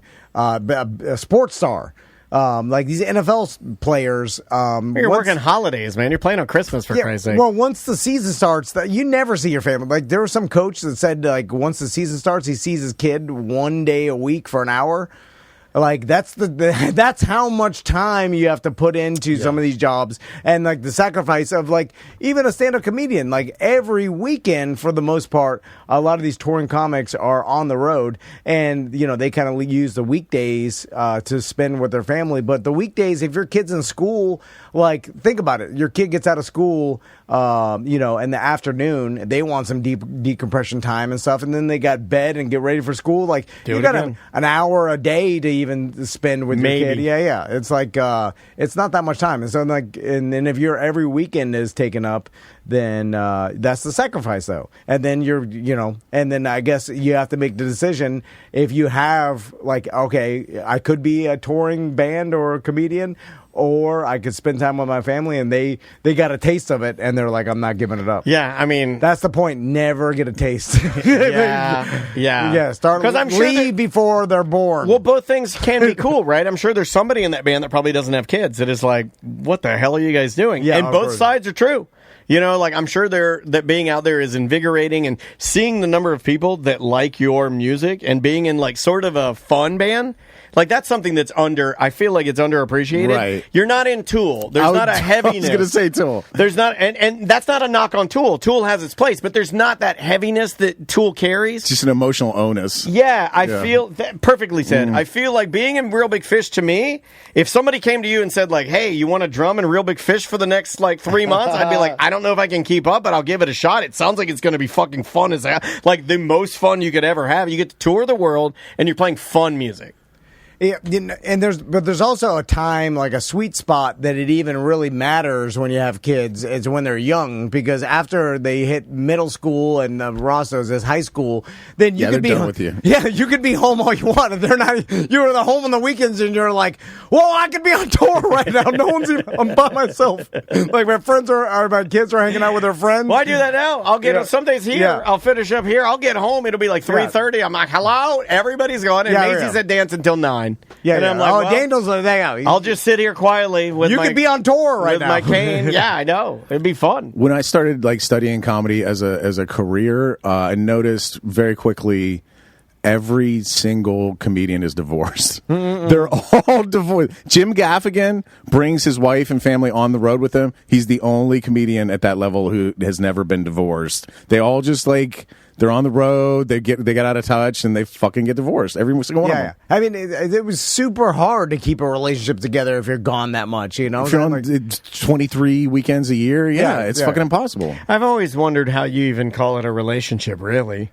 Like, that's not a knock on people that are doing it, but, like, I don't know. I think it would be really hard. Yeah, it would just be extremely hard to even have a connection when you have so much going on and you're like thousands of miles away. It's almost impossible. Well, here's the thing, though. If that's your dream, you want to, and then finally you get to a point where you're touring, you're making decent. Jim Gaffigan's making he's making great money, $400,000 a year or something. $500,000, $600,000, somewhere, but like good ass money. Yeah. And then you start making that, and your family's, your kids are in private school. You got a nice house. You got maybe a vacation house. You're making, $500,000 $500,000 a year. You're doing pretty well. And then and then your family gets used to that living. So then you're going to tell your wife, like, I'm going to stay home with the family. Like, our kids are hanging out with their friends. What are you going to get to work? We're going to pay these bills. You're going to keep making $500,000. Like, you start getting used to that. But who makes $500,000 and then spends as if they made $100,000 and then saves it all for a decade? And they're like, all right, now no one does that. Gilbert Gottfried's the only person I know of that maybe would have done. Yeah, he was a psycho. And he died with millions, and he never even enjoyed it because he's riding the bus because he's mentally ill. Yeah, he was mentally ill. I hate those stories, too, because I loved Gilbert. When you hear that story, you're like, man, that's sad. Why were you working? My God, you're stealing the soap? Jesus, Gilbert. When he died, every single podcast, everybody would be like, oh, Gilbert died. And every single comic had a story about him stealing the food after a show. That was like the most recurring story. He'd bring Tupperware with him, steal all the food after the show, and take it back on the airplane. You know what's funny is like extreme mentally ill cheapness is still okay to make fun of in our society, and it's the same mental illness as if someone's like knocking on the wood or testing the locks 1,000 times, like some OCD kind of. And we can't make fun of that, but we can make fun of. Well, you can. You're just gonna get some heat. Putting meatballs from Carrabba's in his pocket to eat later. You know what I'm saying? And then it's like, but did he eat them later? That was the part that I didn't understand because he was saving the soap and stuff. But I think he wasn't using it, so that's what makes it a mental illness. If you put those meatballs, Tom Van, if we had meatballs and you put them in your pocket and you got in your truck and then I saw you pull one out and start eating it, I'd be like, well, this guy's a fucking genius because he's saving money by eating leftover food. Do you know how hard it is for Dan Dennis to eat leftovers? Do you know how hard I've had to work the past 10 years to eat leftovers with my wife? Do you know how proud she is of me now because I can eat leftovers? Because it saves money and my wife's very cheap. But I bring leftovers here now. That's a new fucking thing. I don't do leftovers. I hate them. But she doesn't want to waste, and we give her a lot of shit. But Andrea just doesn't want to waste money for nothing. Like Gilbert Gottfried, died with a goddamn storage unit full of soap that he stole from. It was like he didn't need this. That's also very cool, though. It's very cool. I believe that qualifies as winning. Way cooler than Andrea. Sorry, you're not going to win on this one. And then your estate just sells it off, and your whole life's work of riding the bus and stealing soap is ruined. Oh, so I collected enough soap for somebody to sell after I died? Hello, win. Chalk it up. You can build a city out of that soap. You can build at least a building out of it. You have to pay, because the owner of the storage unit is like, get this goddamn soap. You have to pay, your family out of your estate has to pay someone to get that shit. To clean it out. And take it to the dump. So it costs your estate money. That's what happened. So I had so much soap that a man had to be paid to be dealt with it? It sounds like I'm a goddamn Egyptian king to me. It does sound more impressive. It's very disruptive, right? To make people pull the soap out of there. It was a lifelong prank. I'll give it to Gilbert Gottfried. It got rained on, and it fucking ruined the whole. Most hoarders are like that. Like, all the shit they hoard just falls into disrepair and molds and gets all shitty and it's all garbage. Rat House, the guy, he'd just prowl, like on trash days, he'd prowl the trash and any bicycle, any chair he'd bring home. And then when he got kicked out, hundreds of chairs, dozens of unusable bicycles. He's the Gilbert of chairs. It's his mental illness. You know what I like, before we take a break? I like the scenes, and they're in my algorithm now, of people that are filming their like grandparents, like that are our hoarders, but they'll film their like garage refrigerator. Have you seen? Is this on your algorithm yet? Maybe it will be because I'm talking about it. Garage refrigerators. It's people filming their grandparents or older people's garage refrigerators. Yeah. And when they open it, it's literally just a wall of trash. Have you seen that? And they open it and there's no room for anything in there. It's just a box keeping trash cold. That's fucking awesome, dude. It's fucking awesome. It's the ultimate waste. It's literally killing the environment, and inside of it is all poison. Like it's all mold and shit and viruses. I love it. I'm very, very familiar with the garage trash refrigerator because But it's yours to the brink. It needs to be so you open it, not even an inch of space. I'm just saying that like our anniversary cake, this is happy 18th birthday, is my wife cut it up with cellophane paper or whatever the hell. Wait, for their 18th anniversary cake? That's what you do for your wedding cake. And then stored it into the freezer, and then along with, like, there's bread crusts in there. Bread crusts? That she's like, I'm going to make croutons out of these. I'm going to make croutons after these old pizza crusts for last night's dinner. I am a psycho. And then she freezes fruits and shit. That instead of, she's like, oh, these bananas are going bad. We better freeze. I'm like, now, it's hard for me to say. Can you take a picture of it, or is it? Oh, I'll take a picture. Yeah. But what if you moved anything in there? Would she notice? Oh, yeah, she'd know that. So she's checking her treasure? She checks her treasure? Yeah, the mental illness in your brain is constantly like crusts, cakes. Did you move one of my treasures? Yeah, the hoarders know anytime anything. Who moves one of my treasures? Dude, if I went in there and I moved one of your cables. Which ones? Yeah, like in one of the boxes of like. Oh, here, yeah, I know. And you've already done that. I've caught you, but I know you've done it before. I knew you were looking at it for something. And he wanders in there and he's like, "Where's my cable? Where's my XLR? 3-foot XLR, double-sided. It was broken. There's a broken 3-foot XLR cable. Yeah, Where's my broken 3-foot XLR? Red. It was red. See, yeah. I would know that. All my business piles that I have in there, I'll know when you. Where's the Core Floyd commercial? It's in the third trash pile. In defense of hoarders, you cleaner people always throw out the wrong fucking thing. For example, I had to, we were doing taxes this weekend, so I had to, like, I don't know if you guys have this situation. I don't know what the email, my login to my email is at any given time. Yeah. So I just reset the password constantly. Yeah. And so I had to get into my email to do taxes. I reset the password, wrote it down on a little sticky note, stuck it to my desk on top of the mound of shit on my desk. Yeah, okay, yeah. And then so that was on my computer. My phone email reset. I needed that password, so I went to my desk to get it. The mound of shit untouched. The one thing that got thrown away was the sticky note with my fucking password on it. Why? Why? For the love of Christ, there's a dozen years of shit piled up on my desk, chest high. The one fucking sticky note I left, you walked by, went doink, it through the fucking trash. Get the fuck out of here. Yeah, that's what happened. That's a hoarder paradox. Of all the things you need. You left everything. Yeah, all the stuff you didn't want, they throw away the one thing you need. The one thing I fucking need. All right, let's take a break. Yes, sir. When we come back, I want to read that email about the guy that liked the firefighter ACT we did this Monday. Monday. That's fun. Anytime we get to talk to firefighter buddies of ours, especially the guys that help out St. Baldrick's, shout out to Orange County, shout out to Orlando Fire Department. Yeah. Both of you guys come together to really do some good for St. Baldrick's. That's happening tomorrow. Celery City Craft, or Citrus City Craft. Yep, Citrus City Craft. They're owned by Paul Williams, so it's you know, they're cousin bars. Cousin cities. Yeah. Citrus City Craft in Lake Mary, St. Baldrick's is happening tomorrow. I heard this at Delano. Yeah, and you don't need to shave your head. You can just drop by, throw $1 in a jug, and you've helped out the charity. Yeah, childhood cancer. So it's a unbelievable But charity. if you're not a fucking pussy, you'll shave your head. There you go. You heard it here first. The name of the band, The Menzingers. They have a brand new single out. This single is called Nobody's Heroes. Let me get this ready for you. Go. There we go. We'll be back with more A Mediocre Time. 1-844-TOMNDAN. Show at TomandDan.com for emails. Just can't make this shit up. Gotta keep your head up. Fair Villa Megastore, sexual wellness is very important in your life. It is. And this, I think today, maybe, can we announce this? How long has Fair Villa been with us?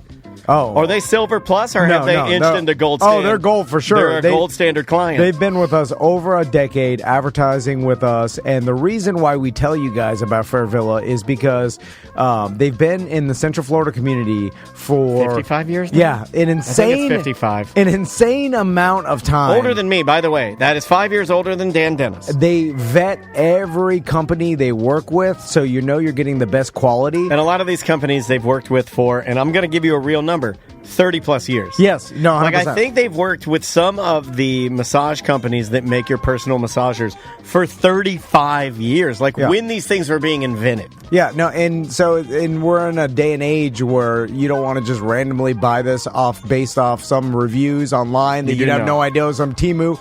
Anyway, get quality stuff at Fair Villa because it lasts a long time and it could be safer for you. Obviously. So why is it awesome to go to Fair Villa? One word: staff. The staff that they have there will walk you through any scenario, any problem you have. If you got something that's pseudo-embarrassing that you need to ask about, there's nothing embarrassing at Fair Villa Megastore. No, 100%. They have all the products, and they've seen everything that could possibly be asked about sex. Yes, yeah. There's nothing you could go... You can't shock them. There's nothing... They're the epicenter of it. And there's multiple locations in Central Florida. OBT, Fair Villa Megastore, 2 stories, like Ron John's in there. It's fun. Gigantic. That's a good date night. Good date night. Sanford, Palatka, they've got iDrive, they got one over on the Space Coast, they have one in Secrets Hideaway in Kissimmee. And they're always doing events, and you know what? I thank them for always propping up our events, because when we do cool stuff, namely Joe and her team say, hey, we want to be involved, and we thank them for that. 100%. It's fairvilla.com.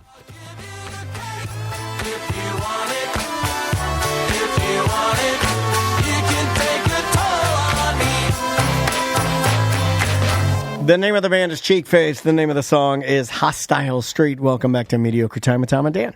So we got an email basically telling us that thanking us for doing a funny show on Monday in ACT with the firefighters from St. Baldrick's. Yeah, this is from Piper. She says, I'm a BDM. Still can't find the main BDM Facebook page, though. LOL. It's in the app. Once you open the app, when it says join the BDM Facebook page, if you just tap that, it will send an invite to me. It works. Or if you just email us, show@tomanddan.com. Yeah, I'll get you in there. I can invite you now via email address. It's never been easier. If you're a BDM and not in the BDM page and want to be in there, show@tomanddan.com. Send me your email address, just the line, and say, please add me, and I will invite you. Yeah, we'll verify that you're an active BDM, and then we'll invite you. No problem. And Daniel will do it fast as hell, too. Yeah, we respond to very emails. fast. Very fast. Tom does, too. That's a myth. You motherfuckers, you say, he never responds. He does respond. I see him respond. You have to. But they like giving you shit. You got to give me a call to action. You can't just tell me. Don't tell them I call it a CTA. Don't let them know what it means. It's a CTA for you fucking normies. You don't know how to do marketing, you pieces of shit. If he said CTA, they'd think he was misspelling. They probably would. You're right. All right. I'm a BDM. This is from Piper. I'm a BDM. Still can't find the BDM Facebook show at tomanddan.com. I'll get you in there, Piper. I was listening to your firefighter ACT show from Monday, I think, while driving home from seeing my 72-year-old dad in the ICU. He's critical but stable after a motorcycle accident. My God. She continues, I laugh so hard about firefighters cutting off old men motorcyclists out of their dirty skivvies after an accident. Thinking of my dad after his wreck and knowing he doesn't wear anything made me laugh out loud. Someone got a surprise expecting undies and got a full show instead. I truly needed that laugh. I've listened to that episode twice now on my way to and from the hospital. What a gift you bring. Thank you. In a dark time, I'm able to laugh. Piper. Thank you so much, Piper. We hope that your dad is getting better. So 72 years old and riding his bike. Good for him. That's a real man. Well, it's interesting because I think about this all the time where You think about old men underpants all the time? Pull that for the promo. Can someone where's Panty Boy? Is he back there? Panty Boy, pull that for today's promo. If you miss Tom and Dan, you miss this. I think about old men's underwear constantly. Weekdays, Real Radio. Motherfuckers. By the way, that doesn't work. Nobody's ever heard one of those promos and said like, oh shit, I got to tune in. I have friends and family all the time that they ask me, do you record every day of the week? I'm like, yeah, we've been recording every day of the week for our entire life, for my entire life. Yeah, like, I was born recording when I popped out of my mother, they handed me a microphone. It was still attached to her umbilical cord. I was talking into her vagina. And for me, for literally 20 years, if you count like the morning radio every day of my life. And Daniel, more than 20. It's been 35 years. What else am I supposed to do now? I told my wife that. She's like, well, if this thing's in, you're going to have to get another job. I was like, I don't have any other skills. So obviously, when we're doing shows, when we get done with them, sometimes there's like a really good. We know the good ones, and then the bad ones, or the ones that we would consider like, like I don't label any of them bad, and that's not because I'm egotistical and think that we're amazing. It's just here's what I know. I know that when we come in here, we're trying our fucking hardest. Now, we may have run out of energy.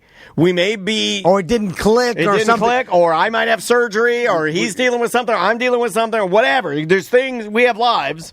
But the intent when we come in here, not to steal your intent thing, but when we come in here and we fire these things up, we give a fuck about the product. Yeah. We never have started a show thinking like, fuck it, we'll phone this one in today. Never. No, can't do that. Like, I have in my corporate job in radio, I've phoned it in, majority of the time. Not with my own bit, though, because I was like, this one counts. You know what I miss? This will pay off because it's about me. You know what I miss? And it was one of your greatest things. And I should have, I didn't go as long as you did, but I had one day I was very proud of where I made it half a day. It was the bit you did where you would tell us, because we were disgruntled, and you'd be like, let's not fucking talk ever again on this show and just sit here. And I'm like, okay. But I'm not as good at it. I'm older. I'm more of a traditionalist. I will have to fight it harder than you do. You're more of a young slinging Gen Zer. More is it funny to me? I was like, I get paid. I haven't even said one word in 2 hours. 2 hours on a show that I'm getting paid to say something. But the best one when he was disgruntled, the best one, and this one blew. This is when I knew he had the goods, and this is the type of shit you did that honestly made me know that I'm in the right business with the right business partner. When you told me that you had the fucking balls to have your shitty, dumb as a box of goddamn rocks intern come on. sit back there and run it while you drove to Chick-fil-A to get yourself a fucking breakfast. You just left the show. I'd leave early sometimes. I have never... It's not something that I think I am capable of doing. I look at you, I'm envious that you were able to do that. The cojones that it takes to get in your truck. You had the Drunky the Bear truck at the time. The shit flies are here fucking attacking me. You had the Drunky the Bear truck. You drove up to Chick-fil-A and got yourself breakfast and drove back. No one said a fucking word about it. You were right. Nobody cared. Nobody knew. What were they going to do? Were they going to question you? You were the only producer. Not only that. I loved it. It's the greatest thing you've ever done at Real Radio. But at the end of that, they brought me in. They're like, you've had the most amazing year of your career. And we are going to give you a 110% raise. Pretty awesome. We're going to give you the biggest raise we've ever in 10 years. Was that the day you went to get Chick-fil-A? I wish it was the day you went to get Chick-fil-A. I was like, I gotta stop carrying on here. I've not done shit. I fucking leave and let the interns. Like, I don't run. It's such a ballsy thing.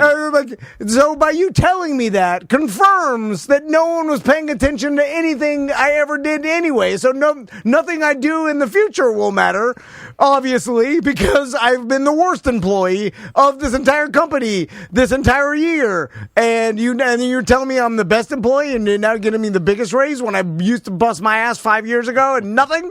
Like, what does that tell me? Moving on in the future, that none of them fucking matters. So they just give me Daniel's money to stick around. They're like, no, that is what they did. Yeah, of course. You got a vein on the side of your head that's flying, man. It's flying. Really throbbing. Yeah, it's getting big. It's been a long time. It's 12 years. Shouldn't matter. Anyway, God, I wish I was back there. It's so much easier. Oh my God, I've just been sitting there. I don't know what to talk. Do you know what we could be doing right now? Let me paint you a picture. I'll be on fantasy football. No, you and I'd be sitting at Chick-fil-A right now while there's interns running this fucking show, and you and I are eating our Chick-fil-A and talking about what we want to do that day. You can't have interns anymore. That was the heyday of radio. Army of interns. No, the heyday of radio is when you could fuck your intern. Oh yeah, the girl interns. Yeah, you get a girl intern. You get her in there. You're like, let's do some light, sexual harassment, and that might lead to you sucking my dick. And they would do that. They would do that for the promise of a future job. Yeah, I'll make you the next big radio star. You suck my big fat tiny cock. Voicemail. Here you go, buddy. I got one for you. What's up, Tom and Dan? It's the Barry Joe again. Because you guys are talking about Mariah Carey, I have a kind of funny story from when I was selling suits in Tampa. The old mobster-style Italian guy always had music playing, normally Rat Pack, Dean Martin, Frank, that kind of stuff. I think DeBarry Joe worked in one of those, like, rent-a-tuck suit stores that's always owned by a small Italian gentleman. It's a stereotype and a trope. They used to be, like, wildly popular in malls. In fact, I think Fashion Square still has one, but it went urban. Okay. But it was a little, like, rent-your-tux-here suit store, and it's always owned by a little Italian guy, and he's got the thing around his neck, the, the little measuring tape, and no one's ever in there. And it's sad. That's been killed by online suit orders. Like, you now get a tux online and everything, right? I think so. And when I was trying to rent one for the News Junkie roast, and you can't find one for under like $400 for a night's rental. Really? It's insane. Yeah, it's flipped. If you go internet search any tux $99 or whatever it was, it takes you to a website called anytux99bucks.com, and the very first thing it says is we have no tuxedos at that price range. It's $399 and up. Oh, God I like that they got you with a website though. Yes. You're like, any tux, $99. They're like, we have no tuxes for that, but we'll offer you this. That's the old car line. Correct. That's the old car line. Yeah. Yeah. The base model with no electric windows. It has no air conditioning. No fucking tires. Yeah. So that is really that expensive? Correct, yeah. Damn. So that's why I wore your dumb purple jacket to the News Junkie roast. All right, now let's come so to the DeBarry Joe, he's in the chat room right now. He's actually in a Chick-fil-A right now. Thank you for skipping out on work. He says, very cheesy suits, but we did great custom work. He continues. All on DVDs. The only thing that he had that was not that classic style was he had 2 live concert Mariah Carey DVDs, and he would sit there with his giant crucifix hanging from his neck and stare at that TV while I sold Steve Harvey suits, and I just thought that was really funny and weird. Old Italian. No, my dad would have stared at it. My dad, older men was watching love old Mariah Carey. No, they think she's hot. Yeah, she is hot, but crazy. But that's what makes her hotter. Yeah. I don't think women know. Do women have the equivalent with, is it the bad boy? Yeah, probably, yeah. Because we bring this up a lot on the show, and sometimes I feel like we haven't explained it well enough with women. But, like, Mariah Carey, because she's on drugs and because she's split personality and because she's bipolar, means that she will grind on your cock harder. It's just science. There is that. Crazier people fuck better. Like, if you have your life together right now, if you're listening to the show and you have a good wife and you have kids and you have a great job and you're kind of a nerd and you go to church and you do, like, you're very, like, and you have a great life. Yeah. You're boring as fuck in the bedroom. Yeah. You're boring as fuck. Yeah. But if you do drugs and you're like, you're bipolar, like a little mental illness. You give up the rights to your children. The women that give up the rights to their kids, fuck the best. Yeah. I mean, they're doing stuff you see in the videos. Yeah, I'm talking, they'll gag on it. I'm talking. You're you're gagging? If you really want the porn star experience, you have to go and get some unsavory characters. You can't. You're gonna find. That's the trade. God, but that is the trade. No. Sometimes I think, what if my wife dies before me? What am I going to do? Would you go super slut, or would you try to get somebody wholesome like your wife? Because you have a great wife. You have a beautiful, great mother, wife, great partner. Well, I don't need a mother or wife. So she dies. Yeah. When the she kids dies, already... so what do you do? Do you get a bipolar super slut? I starts interviewing interns. I go straight to crazy town. Wait, how did you get Ross on your team this last year? I don't understand it, but he's fully on your team. I'm like, I thought you guys were enemies, but now he's like, this guy's ride or die for you. I'm like, oh, you brought a white monster to your job interview? You're hired. White monster, girls fuck. Yes. I'll say it again for the back. If you're drinking, if you're Titusville white monster. If you get up in the morning and the first thing you put in your body, if you're female, and if your first thing you put in your body before you try to figure out where your kids are is white monster, you fuck good. Yeah. But is that? And then Tom could be like, "Hey, go get your little white monster before you tackle the white monster." Hey, look, this guy on your team. Now, again, on your team. But are we going too much of the stereotype? Because what could they do? I always wondered, like, when you say... they swallow it. It's simple. It's very simple. They swallow it. You ask a question, I have an answer. Yeah. And that shouldn't matter, but somehow it does. I don't know. Yeah, it's just it's a tribute of some sort. You know, I feel like you love me more. If you rewind about 30, 45 seconds, you can hear Tom actually slap his knee. Rival Coast in the chat room says, "This is true." I just said it with the guys. I don't know. It made like I don't know if you guys remember back in the day, and it's a racist joke for old cartoons, but they used to in old Tom and Jerry cartoons. When why would they it do would that? explode in Tom's face, and then he would turn like a into shotgun he would blast. turn into all black face, and he'd have plaits, which is traditional black lady haircut when she wasn't wearing a wig. They're Yeah. called plaits.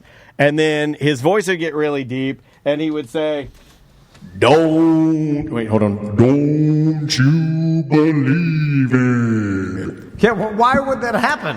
It was It's like it's an old racist joke." The animators were racist. And Oh yeah, put this way in there. racist. You should have seen what they did for Japan in World War II. Yeah. All buck teeth, all wooden shoes, all the time. And they're just like, we'll draw this in there. Because they were able to weave it into culture, and that's why a lot of that stuff is gone now. Well, you guys maybe have never seen a gun actually misfire. That's what happens. That is true to life.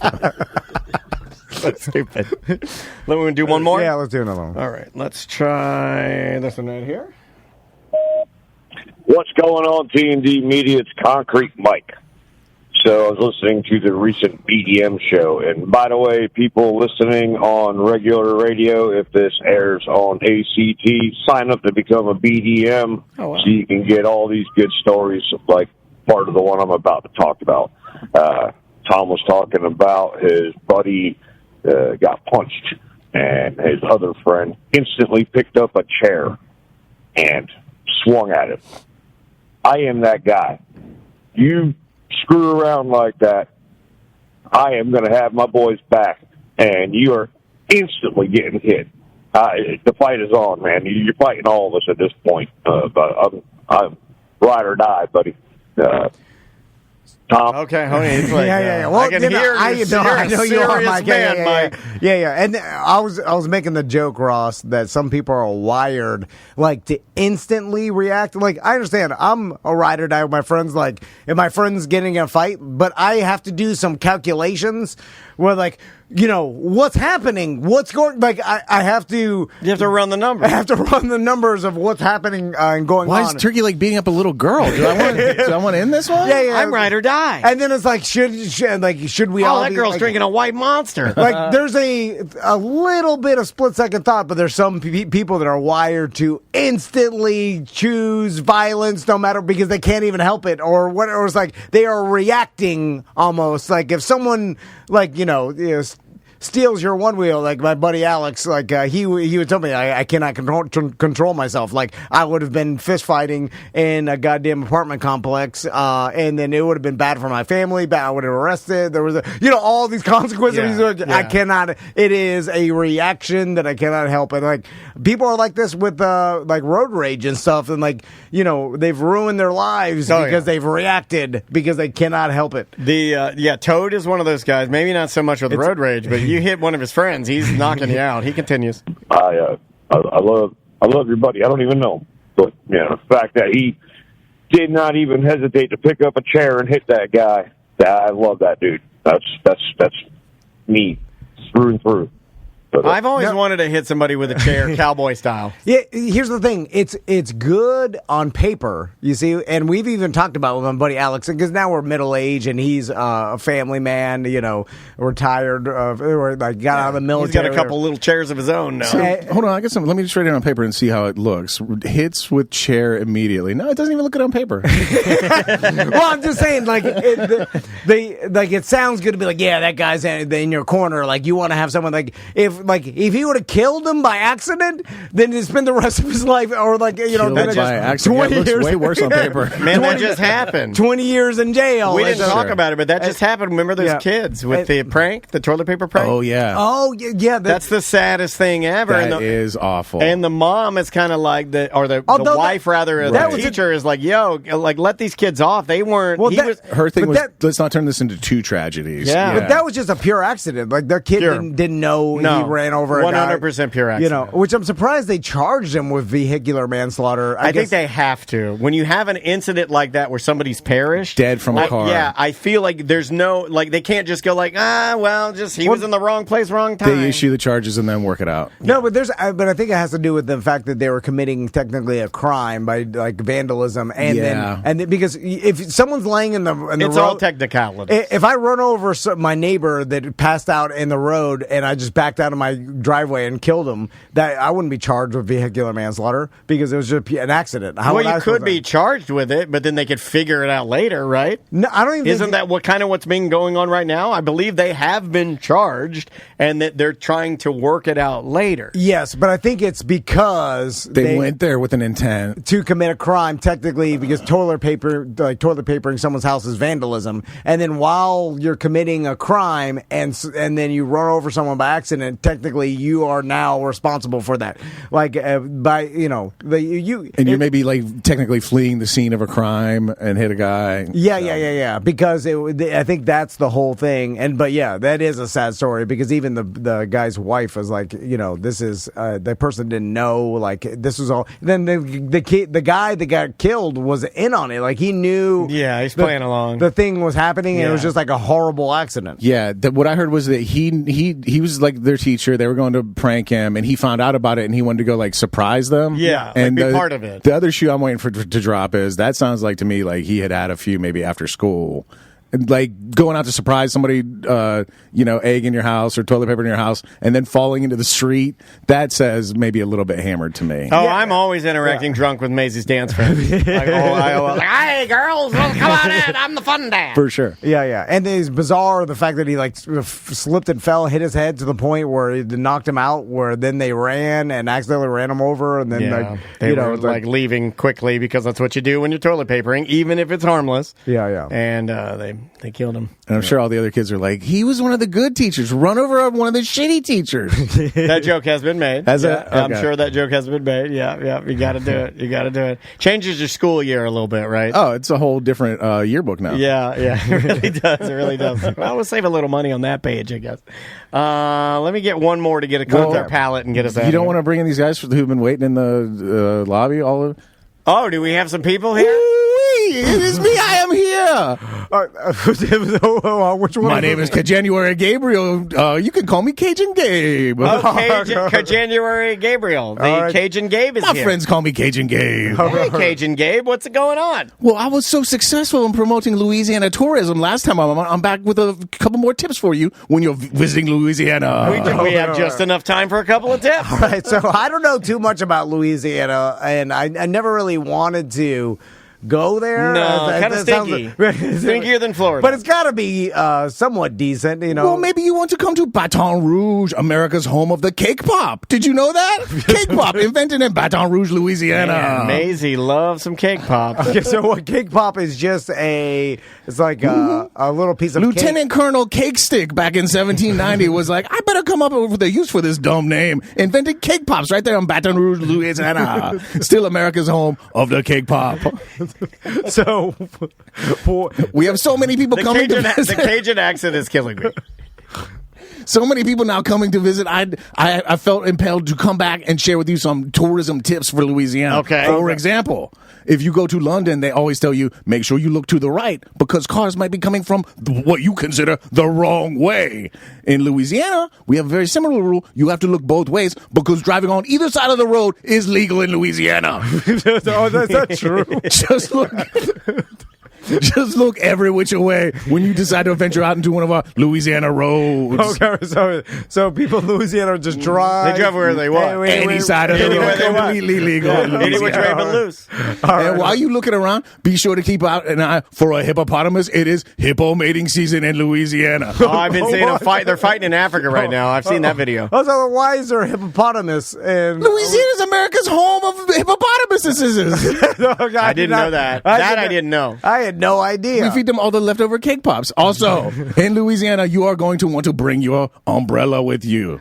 Okay, why is that? It rains cayenne pepper sauce from the sky in Louisiana. Just a fact of life. Just something you're going to have to deal with visiting us in Louisiana. He's also dipping his toe into a little bit of an Asian accent at some point during there, and I can't flesh it out. Guys, I have to run. My gumbo is over boiling. I got to go. Oh, there he goes. All right. Well, thank you. Cajun Gabe is gone. Cajun Gabe. He's so quick. Am I next? Is it me next? Who is this? I'm Clint Flint, aggressive yoga instructor. Okay, now these are new ones now. Okay, I'll play. Okay, Hi, Clint. Clint. What's going on, buddy? You probably have read my book, Meditate Your Dick Off. So you are like the David Goggins of meditation. I don't know who that is, or Dave Ramsey. Any of these Dave names you're throwing out. I'm Clint Flint, aggressive yoga coach. Clint Flint. What's your favorite pose, Clint? Maybe I'll just run Tom through a couple of poses Okay, for you. Tom, great. Aggressive yoga starts from a standing position. If you could stand up. All right. Okay, You got to do it. Okay, hold on. I'll put the camera so you can. You lucky I also wrote Yoga for Complete Fucking Idiots. This will be just fine. All right, aggressive yoga pose starts with the fist. Make a nice tight fist. Okay. Jam your fist down to the ground, Tom. Jam your fist down to the ground. Yeah, jamming. And while you're going to do that, force all the blood into your head. Okay. All the blood into your head, Tom. Force it. How Now, you doing it? Get aggressive with your partner, Dan. Get aggressive with him. What does that mean? God damn it. What happened? Just get aggressive, man. Yell at him. Okay. Scream at him. Tell him something you've always meant to say, but you've been too much of a pussy to say. Hey, fuck you! Wow, I like that more. We've made some real progress here today. I got to go. My gumbo's overboiling. No, it's the same guy. It's the same guy. I gotta go. Oh my god, that's fantastic. As I was like, where's this going? Nobody knows where I it's think going. Clint had a harder time working you through yoga poses than he intended. I love that. When you said it's raining cayenne pepper, it reminded me of something that I was going to talk about. I never talked about. We can end on this. This is So good. when oh my god, I had tears in my eyes. in the NFL playoffs, when they're playing games in like freezing cold temperatures and like certain fields, that's always becomes a narrative, right?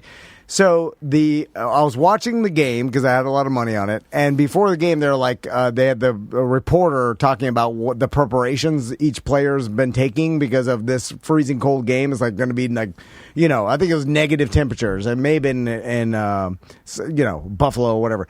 And they're like, players have been putting cayenne pepper in their socks because it keeps their feet warm. And then I'm like, what?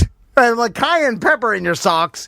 And then I was like, no, what is this? Some old wives' tale? I've never heard of that. So I have a lot of, my friends in Miami. They're like, a lot of them are Latina. And there's a lot of old Latina traditions passed down from their moms. And there's all like garlic Do you in know their the socks. answer to this before I look it up? Because I did look it up. I mean, I have an answer for you. Yeah. Do you know the answer? Because I looked Or it do up. yeah. And ChatGPT is telling me that they absolutely do not do this. Huh. the NFL players don't? Yeah, they're saying the same thing. Oh, They're like, that's the stupidest thing I've ever heard. I looked up if cayenne pepper does do something, and Well, but you may. But do football players put it in their socks? I don't know. The reporter was saying it before the game, so I don't know what she's reporting on or whatever. ChatGPT said this. They said, no, athletes do not put cayenne pepper in their socks to stay warm in football. That's mostly an old locker room myth.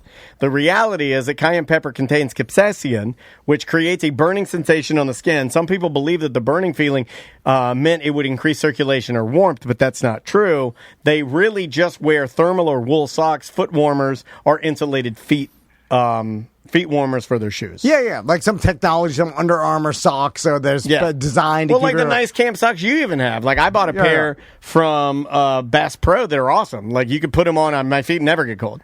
And Cajun Gabe texted me. He said you might be thinking of cayenne ball, which is the official sport of Louisiana, which is played with a ball of cayenne peppers in a field of cayenne. Oh, I would watch that. Ooh-wee. Yeah, that'd be hard to watch, though. I bet it's hard to get close to the field. All right, let's get out of here. Again, if you want to go on Ram Davesy's gambling cruise. Did somebody say money? Hi, Tom. Hi, Dan. Hey, it's Ram Davesy. Weird to see you without your top hat, but even weirder to see you with your little miniature sport top hat. Any hat will do in a pinch. I did want to come tell you guys about the boat gambling cruise. I do have Dan told me I can't come on without a bit anymore. Okay. I can't come in just to plug my cruise. So I do have some financial advice for you, Tom. I know you're frequently short on money. What does a rich guy do when he needs some money, Tom? You go to one of your boats full of gold. Right? So say I got a boat, it's worth $1 million. It's got $1 million worth of gold on it. And then, Tom, just for example, what would you do with that in that situation to make yourself a little money? I would go and get the gold from my boat and then sell the gold for money. Exactly what I thought a fucking idiot like you would say. What you do, Tom, is you sink that boat full of gold. Okay. You file an insurance claim. You get $2 million, and you still know where the gold is. Okay, That's actually not bad. That's brilliant. Yeah, that actually is brilliant. A little financial tip from me to you. And you can get more financial tips like that March 21st on the Victory Casino Cruise Boat Gambling Extravaganza presented by me, Ram Davesy. There you go. It will be by the 21st, and you do not have to worry about any mini golf and bullshit. There you go. Yeah. He said what he said. I'm taking care of that. He said what he said. He said you don't have to deal with that shit. I've made a few calls, requisitioned some golf clubs, and I may have shut down that mini golf place. There you go. Come join me on the cruise. The war thrives. The only man perhaps more casual with money than me, Craig LaFleur from Power Spot Fireworks will be there. He will be drunk, playing craps, and giving away real silver. Yeah, he will. And the cruise brought to you by him, Mo DeWitt from the DeWitt Law Firm, and Todd Burney, who I hear is also sponsoring 5th grade classes. and I think it was your catchphrase. Is that Marshall Bone? It better be. Right? Wasn't that your catchphrase? Built by Bone better be. I believe that was a phrase. Built by Bone? Better be. All right. I'll see you guys later. My gumbo's boiling up. Next week, we have new BDM show, new ACTs all week long. We're playing Who's the Baddie on Monday, the Speed edition with me. We have Ancestry stuff that you're going to get. New Friday free show next Friday. We have a crazy off-the-chart show with Tuttle on next Friday. On ACT. ACT, where he just goes psycho. Tom and Dan go to the Pyro Spot Fireworks Warehouse. Yeah. That's on Wednesday. That's a weird job. Apparel. Dan, I'm going to ask you personally, don't forget about that video of Tom quote-unquote driving a forklift. It's already been delivered. Okay, excellent. Already been delivered. Yeah, that's ready to go. Yeah, Melissa has the video of the forklift. I told Ross and Daniel I knew how to drive a forklift because I used to be forklift certified at Home Depot. And you made Ross and I think you broke the forklift. I ran it. There's a hanger on the ground and I started dragging it. And then it caused me to start to figure out how to lift the goddamn forks. You put a Baltimore Mall in a fireworks warehouse. There's going to be a couple clothes hangers later on. What if I burned us all alive? I mean, it could happen. People would be like, that's how what I figured would happen. Yeah, I knew they'd Tom made a mistake and burned them all How up. did Daniel feel? I bet he was scared. My wife is watching The Wire now, and it's all elite vintage apparel clothes. Like, Idris Elba was wearing a Gerbeau shirt that I know we have in the warehouse. That's funny. You should, selling stuff to places for time period stuff is very, very important. All right, guys. Hey, thank you so much for listening. Sorry about the app. I think it's running now. Yeah. And I know Matthew, he got it back up and running to give you good news by the end of the show. We are back up and running. Hopefully it'll stay for a while. I know they're working on it behind the scenes. So please know that we are working on the app to get it as consistent as humanly possible for you guys. Screen cap the whole website so that when it goes down this weekend, you got it. Yeah. We're sorry. And then when it breaks again, tell us. So I'm like, when it breaks, I need you to tell me because it's not like I'm obsessing over this at all. I need as many people as humanly possible to tell me. It's broken again. No, I'll touch that. It's broken again. Thank you. We'll see you on Monday. Oh, wait a minute. I can't publish that. It's mediocre. This is all jokes and funny to you, huh? You can take it up with legal. Have a good day.